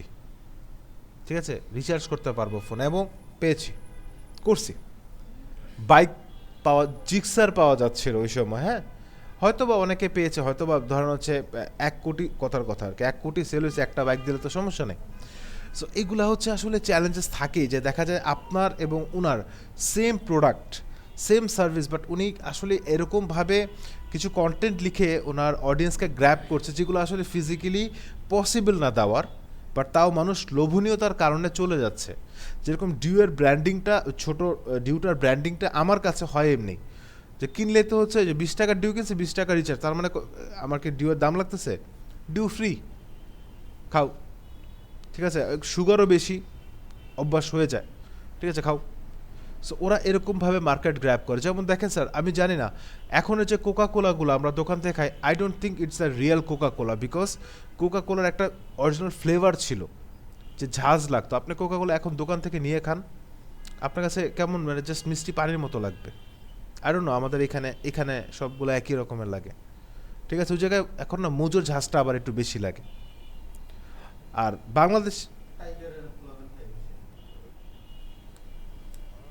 হ্যাঁ, এখন আসলে বাংলাদেশ বলে কথা, হ্যাঁ, এখানে আসলে একটা প্যাকেজিং করে, ফেক প্যাকেজিং করে সেল করা নট ইম্পসিবল। ইম্পসিবল না, আমি বলবো না, প্রতিদিন তো ধরতেছে ভাই। কিন্তু দেখেন এই যে দোকানে যে আমরা চকলেটগুলো খাই 1 টাকা 2 টাকা দামের, হ্যাঁ, এমনও কিছু ব্র্যান্ড দেখবেন যে ভাই চিনিই না। কফিকো খুব বড় একটা ব্র্যান্ড, কফিকো কিন্তু আসলে বাইরের কান্ট্রি খুব বড় একটা ব্র্যান্ড। এই কফিকো চকলেটগুলো যখন আপনার এখানে খাবেন, ফ্লেভার একরকম লাগবে, যখন আপনার বাইরে থেকে, বিদেশ থেকে কেউ আসলো, নিয়ে আসলো, তখন খেয়ে দেখবেন অ্যাকচুয়ালিতে আপনার কাছে কফির ফ্লেভারটা আসে। কারণ বললেন না, খাওয়া বন্ধ হয়ে যাবে সবার। ঠিক আছে, সো এই যে চকবাজার, হ্যাঁ, চকবাজার এমন কোনো চকলেট নেই যেটা ডুপ্লিকেট হয় না, এবং অনেক দোকান আছে যেখানে প্যাকেজিংগুলোকে ডুপ্লিকেট, এগুলোও কিন্তু স্যার ওয়ান কাইন্ড অফ ওনারা ওই কন্টেন্টটাকেই মানে কি বলবো, মানে ভেঙে চুরে মিসলিডিংভাবে তৈরি করে সেল করছে। দেখেন এই যে আমি বললাম না কোকা কোলা খারাপ, আপনি চিন্তা করবেন এখন কোকা কোলা তো তাহলে মনে অরিজিনাল না, তাহলে মোজোটাই মনে একটু ফিজবাল, ওটাই খাই, দেশি প্রোডাক্ট তো, ওটা তার নকলের কোনো সিন নেই। সো নেগেটিভ মার্কেটিং সব জায়গায় পসিবল। আমি যদি আজকে একদম ডাইরেক্টলি বলি, চিন্তা করলাম যে আমি একটা গুগল অ্যাডস রান করব, যেখানে আমি বিডি কলিংয়ের অ্যাওয়ারনেস অ্যাডস রান করবো, যে বিডি কলিংয়ে, ঠিক আছে, যে 80% ডিসকাউন্ট চলছে অন এভরি কোর্সেস। অনেক লোক আসবে, আসার পর তো জানবে যেগুলো ফেক, তো ওনাদের চোখে কিন্তু কে অ্যাডভার্টাইজ দিচ্ছে ওটা ম্যাটার না, বিডি কলিং বলছে দিবে 80%, এসে পায় না 80%, ওইটা মিসলিডিং। তো আসলে এরকম হয় স্যার, নেগেটিভ মার্কেটিং, আনইথিক্যালি মার্কেটিং করতে চাইলে অনেক কিছু করা যায়। ঠিক আছে, আপনি কোনো ট্রেসও রাখতে পারবেন না, তাই না? আমরা কেন নেগেটিভগুলো বলি, কারণ অ্যাজ এ মার্কেটার আমাকে জানতে হবে পজিটিভ মার্কেটিং কী, এবং আমাদের নেগেটিভ মার্কেটিং যেন কেউ না করতে পারে, ওটার জন্য নেগেটিভ স্ট্র্যাটেজিগুলোকেও মাথায় এনে রাখতে হবে। জি জি, হুম, আচ্ছা, জি, হাইলাইট করছে, আছে, হ্যাঁ, না, হ্যাঁ, হ্যাঁ,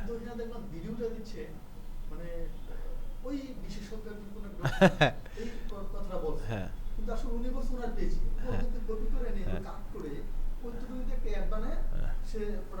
এবার এটা রিয়েল লাইফ আমি বলি, এটা রিয়েল লাইফ আমি বলি, আমার ক্লায়েন্ট যেটা করছে আমি বলি। আমার ক্লায়েন্ট হচ্ছে সাভারের, ঠিক আছে, N a smart shoppers hub, আমার ক্লায়েন্টও, ওর অ্যাডস আমি রান করছি। ও আমাকে একটা ভিডিও দিয়ে বলছে ভাই এটার উপর অ্যাডস রান করছি, সেল ধুমায় আসতেছে। আমি বললাম ভাই ভিডিওটা কিসের, কার ভিডিও? তো না না, মানে কার ভিডিও? আমি তো এখন ক্লায়েন্ট, তো ওরা তো রেফারেন্সে আসতেছে, সো ওর চেহারা তো আর আমি দেখি নাই। ভাই ভিডিওটা তো সে হয়েছে।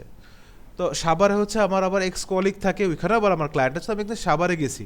তো পল্লী বিদ্যুতের এই পাশে মনে করেন যে এই পারে আমার কলিগের অফিস, আর এই পারে হচ্ছে ওর বাসা। তো আমি ফোন দিচ্ছি, ভাই আমি তো আপনাদের এলাকায় ছিল, আপনি কই? বলে ভাই আমি অমুক জায়গায় আছেন। আমি বলি ভাই আমি তো অমুক জায়গায় দাঁড়ানো। বলে ভাই 1 মিনিট, দেখি চায়ের দোকান থেকে বেরোছে। আমি বলি ভাই, আমি তো চিনতেছি না। আমি বলি ভাই, বলে ভাই আমি আচ্ছা আপনি, ভাই ভিডিওতে তো আপনাকে দেখলাম না। বলে ভাই ভিডিও তো আমার না। আমি বলি ভাই ভিডিও কার? বলে যে ভিডিও অমুক কোম্পানির, ওদের অ্যাকচুয়ালি শপ আছে, ওরা অ্যাডস দিচ্ছে ওই যে লাইনটা, মানে এটা ছিল যে গ্যাস শেয়ার, তো লাইন কেটে ওরা আগুন জ্বালা দেখাচ্ছে, ভাই আমি ওটা ইউজ করছি। তো আমি বললাম ভাই এটা তো ইথিক্যালি রাইট না, এটা তো আপনি আমাকে বলেন নাই। তো এটা আমার ফার্স্ট মিস্টেক ছিল, এরপর থেকে আর এগুলোতে যায়নি। সো বেসিক্যালি হয়েছে কি, ওনার কোম্পানি খুব ভালো ব্র্যান্ডেড, ওনার কোম্পানির অ্যাডস আমি রান করে, সব আপনারা মনে করতেছেন ওনার অ্যাড, তো আপনি তো অর্ডার দিয়ে দিচ্ছেন অনলাইনে আমাকে, আমি সেল করতেছি, ঠিক আছে? এখন ভালো খারাপ হোক ধরবেন ওরে, ঠিক আছে? এখন ম্যাক্সিমাম এটাই হচ্ছে। একজন ধরেন হেডফোনের কথার কথা, আনবক্স থেরাপি অনেক বড় একটা চ্যানেল, এখন ওদের কোনো একটা ভিডিও নিয়ে যদি ইউএসে একটা অ্যাড চালানো যায়, তো সবাই মনে করবে ওরা মনে হয় প্রোডাক্ট লঞ্চ করছে, তাহলে এটা এক্সিলেন্ট হবে, তাহলে এটাই কিনা দরকার। তখন কিন্তু এখানে সেল সবচেয়ে বেশি হবে। এখন সব ক্ষেত্রে এগুলো করা যায় না, অনেকে এখনও করছে, এগুলো আমাদের চোখে ভিজিবল না, অনেক আছে। হ্যাঁ, বাট এরপর আসতে থাকবে না। সো যতই বলেছেন, এই যে এখানে যেই লেখা, যে প্রেজেন্টেশনে দেখছেন না কেন, এগুলোর একদম সামারাইজড হচ্ছে, যদি আপনাকে কন্টেন্ট রাইটিংয়ে আসতে হয়, আপনাকে অডিয়েন্স সাইকোলজি বুঝতে হবে, কন্টেন্টকে কিভাবে স্ট্রাকচার করতে হয়, ইন্ট্রোডাকশন কি, এটার প্রয়োজনীয়তা কি, এটা লিখলে আসলে বিষয়টা কি হবে, কিভাবে অডিয়েন্সকে আপনি 3 লাইনে 4 লাইনে গ্র্যাব করবেন, এগুলো আপনাকে আইডেন্টিফাই করতে হবে। এবং এআইগুলো আমাদেরকে কিভাবে হেল্প করতে পারে, এআই আমাদেরকে হেল্প করতে পারে এই যে একটা স্ট্রাকচার জাস্ট সাজিয়ে দিতে হেল্প করতে পারে। যে আমি স্কেলেটন কীরকম হয় আমি জানি না, আমাকে ওই স্কেলেটনটা সে সাজা দিতে পারে এবং প্রত্যেকটা বিষয় আমি ডিটেলভাবে লিখতে পারি। এআই দিয়ে চাইলেও কন্টেন্ট, ভালো কন্টেন্ট জেনারেট করা যায়, বাট ওইটার জন্য আমাদেরকে প্রম্পটস, এআই কীভাবে কাজ করে, কীভাবে থিঙ্ক করে, ঠিক আছে, আমি তাকে কি ইনফরমেশন দিচ্ছি, সব কিছু মিলাতে হবে। আমরা কি লিখে দিই যে write me a content on XYZ product, not that's not enough. আপনাকে বুঝাইতে হবে তাকে আগে, হিউম্যান সাইকোলজি তাকে ও জানে, তারপর আপনাকে বুঝাইতে হবে, অ্যাড্রেস করতে হবে আপনার এসইওর জন্য কোনগুলো পারফেক্ট, আপনি কি চাচ্ছেন একটা কন্টেন্টের জন্য। লেটস সে যে এরকম 2 প্যারা ফুল, ঠিক আছে, একটা প্রম্পট হতে পারে, তখনও দেখা যায় কি আপনার হিউম্যান টাচ লাগেই, কারণ তখন ও যে ওয়ার্ডসগুলো ইউজ করছে কমপ্লিকেটেড হয়ে যাচ্ছে। আপনি দিয়েছেন যে ইউজ ক্যাজুয়াল টোন, তারপরও দেখা যাচ্ছে কমপ্লিকেটেড হয়ে যাচ্ছে, সেন্টেন্স অনেক বড় হয়ে যাচ্ছে, রিফাইন বাই ফিল্টারিং করতে করতে না আসতে হয়। আমি দেখেছিলাম যে যারা সিভিল ইঞ্জিনিয়ার্স, হ্যাঁ, ওনারা যখন বালি টেস্টিং করে, মানে বালি, যে লাল বালি সাদা বালি বিল্ডিংয়ের জন্য যেগুলো, ওগুলো নাকি ওনাদের 7টা না জানি 17টা জালি দিয়ে পরীক্ষা করে যে কোনটা পিওরেস্ট। সো এরকম না, আমাদের এরকম জালি বা ফিল্টার আছে। আপনারা দেখবেন যে যারা এখন ওয়াটার ফিল্টার খান, যত বেশি ফিল্টার তত বেশি সিকিউর মনে করেন। কেন? কারণ যে পানিটা যখন যাচ্ছে এক লেয়ার থেকে আরেক লেয়ারে আস্তে আস্তে করে ময়লাগুলো আটকে আটকে পিওর ওয়াটার দিচ্ছে। সো কন্টেন্ট এআই থেকে নিতে হলেও এরকম ফিল্টার করে বের করতে হবে। সো এগুলো আসলে স্যার আপনাদেরকে প্র্যাকটিসের উপরে রাখতে হবে, বিভিন্ন অ্যাডস দেখতে হবে, চিন্তা করতে হবে যে সেই কথাটা কেন বলছে। ওকে, একটা পেজ ছিল আমার মনে নেই, আর যে এখন তো একজন পলিটিশিয়ান খুব ভাইরাল আছেন ওনার একটা অ্যাডসের কারণে, গুলশানে কে জানি আছেন বিএনপির প্রার্থী, হ্যাঁ সরি কিরাম, হ্যাঁ হ্যাঁ উনি কিসে আছেন?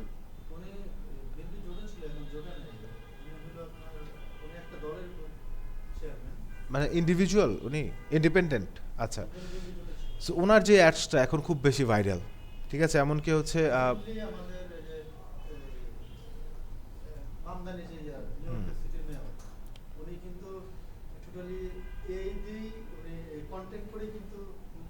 তৈরি করছেন, হ্যাঁ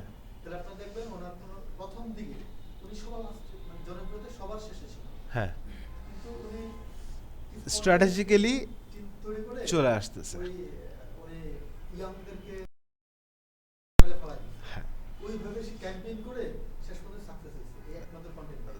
কন্টেন্টই তো মেইন। এখন দেখেন জেনারিক কন্টেন্ট কোনগুলো, যে আপনি এখন এখান থেকে নিচে নামলে দেখবেন একটা পোস্টার আছে, সেই পোস্টারগুলো মানুষ দেখতে দেখতে বিরক্ত হয়ে গেছে, এগুলোর দিকে আর কেউ নোটিস করে না। কিন্তু আগে এক সময় ছিল আরে কে প্রার্থী দেখি তো আমরা, এখন আর নোটিস করে না। বাট এখন এটাকে যখন উনি ইউনিকভাবে দিল, উনি একা ওনার একটা সুন্দর কোট কি এটা পড়ার জন্য কিন্তু অনেকে দাঁড়াইছে। এমনকি এটা হচ্ছে আমাদের একটা ফেসবুকে পেজ আছে বাংলাদেশ অ্যাডস মেবি নাম, Bangladesh ads news or something, ওইখানে এটা ফিচার্ড যে এই যে এরকমভাবে আসলে দেখেন কন্টেন্ট এমন একটা জিনিস যেটা আসলে যে আপনি একটা ভালো এক্সাম্পল দেন যে লাস্ট থেকে ফার্স্টে নিয়ে আসবে।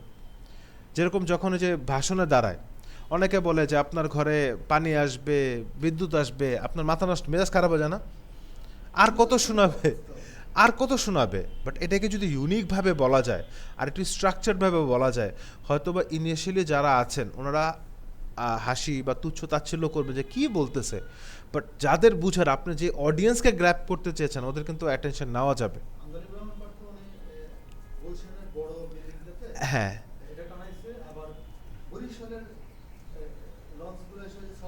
হ্যাঁ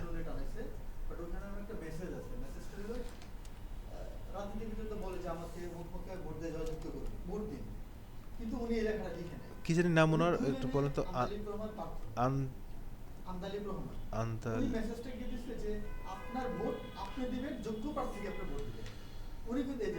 হ্যাঁ হ্যাঁ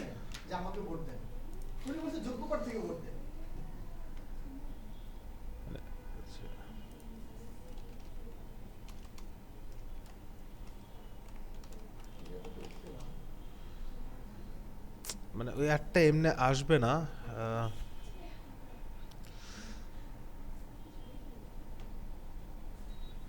একটা ওরকম ভাবে মানে এখানে আসবে না, মানে ওইভাবে খুঁজে এই যে আসছে আসছে আসছে এই যে। সো দেখেন এটা আসলেই মানে ওয়ান টাইপ অফ কি বলবো একটা ক্রেজ নিয়ে নিয়েছে। সো আসলে কন্টেন্টের পাওয়ারটা এইখানেই।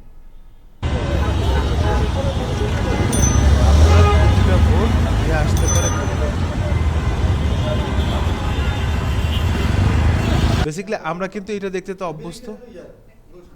হ্যাঁ গুলশানে, গুলশানে মোড়ের যে ইয়াটা,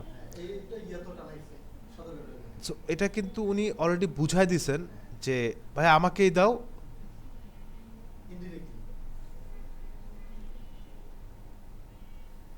কারণ কি খুবই মিনিমালিস্টিক, খুবই সিম্পল অ্যাডসটা, না কোনো হ্যাঁ আই ক্যাচি। হ্যাঁ হ্যাঁ ওইটা তো এখন স্যার যুগটাই হচ্ছে স্মার্টনেসের। সো আপনি যতটা স্মার্টলি অ্যাপ্রোচ করতে পারবেন, কথা বলতে পারবেন, দেখাইতে পারবেন, তত বেটার। দেখেন স্যার অনলাইনে যে ইনফ্লুয়েন্সার্সরা আছেন, হ্যাঁ অনেক ইনফ্লুয়েন্সাররা কিন্তু এখন কি শো অফ করে যে they have cars, they have bikes, super bikes, হ্যাঁ দে লিভ ইন ম্যানশনস, দেখা যায় গিয়ে হচ্ছে দিন শেষে ফ্ল্যাটে থাকে। বাট এগুলো দেখা কি উনি একটা অডিয়েন্সকে কিন্তু গ্র্যাব করে। বাট এটা কিন্তু এই যে ফেক মার্কেটিং বা ফেক কন্টেন্ট জেনারেট করে উনি একটা সার্টেন পর্যায়ে অডিয়েন্সকে ওনার কাছে আনতে পারবেন, বাট আলটিমেটলি এটা সরে যাবে, আর এমনভাবে সরবে that you will get cancelled. বুঝতে পারছেন? সো কন্টেন্ট বিষয়টাকে স্যার যতটা আপনারা ডেভেলপ করবেন নিজের থেকে, যতটা রিসার্চ করবেন ততটা বেটার। এভাবে চিন্তা করেন যে আপনি একটা রচনা লিখবেন, এবার আপনাকে হচ্ছে রচনাকার টপিক দেওয়া হয়েছে, এবার আপনি আপনার মাথা থেকে লিখতে হবে।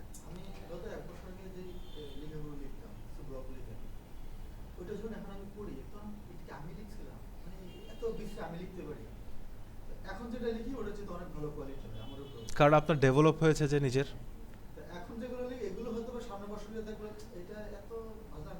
হ্যাঁ স্যার আপনারা এটা বলতেছেন নিজেদের ফেসবুকের একটু যান, হ্যাঁ কে প্রথম যে ছবিগুলো পোস্ট করেছে না মনে হয়তো ওয়াও, এখন ওইগুলো গিয়ে দেখেন, ঠিক আছে এখন আর ওইগুলো ভালো লাগবে না। ঠিক আছে আমরা তো অনেক এরকম ছবি আছে, হ্যাঁ যে দিছিলাম দেওয়ালের সামনে চশমা পরে, ওই সময় তো সেই লাগছে অনেক লাইক ফলোয়ার্স, কিন্তু এখন না নিজের কাছে মনে হবে। কারণ কি স্যার আমরা তো স্টেপ বাই স্টেপ ডিজিটালাইজেশনটা দেখছি নিজের চোখে বা ফিল করছি। সো এই কারণে না ওইগুলো আমাদের কাছে মনে হবে কি আসলে মনে হয় ওই সময়ের জন্য ওকে ছিল, এখনের জন্য আর ওকে না। সো ট্রেন্ড যত চেঞ্জ হবে কন্টেন্টও আস্তে আস্তে চেঞ্জ হবে। সো কন্টেন্ট অবশ্যই আপডেট করতে হবে। সো আসলে কন্টেন্টের ব্যাপারে অনেক কিছু বলার নাই, এই হচ্ছে আমাদের কন্টেন্ট। যদি নাজমুল ভাই বা আপনারা সবাই যদি থাকতেন তাহলে বিদায় দিতে ভালো লাগতো, কারণ আজকে আপনাদের সাথে আমার লাস্ট ক্লাস। এরপরে হয়তো বা ফিউচার দেখা হবে না, এদের সাথে তো দেখাই করবো না, আর খালি হচ্ছে মোবাইল নিয়ে পড়ে আছে।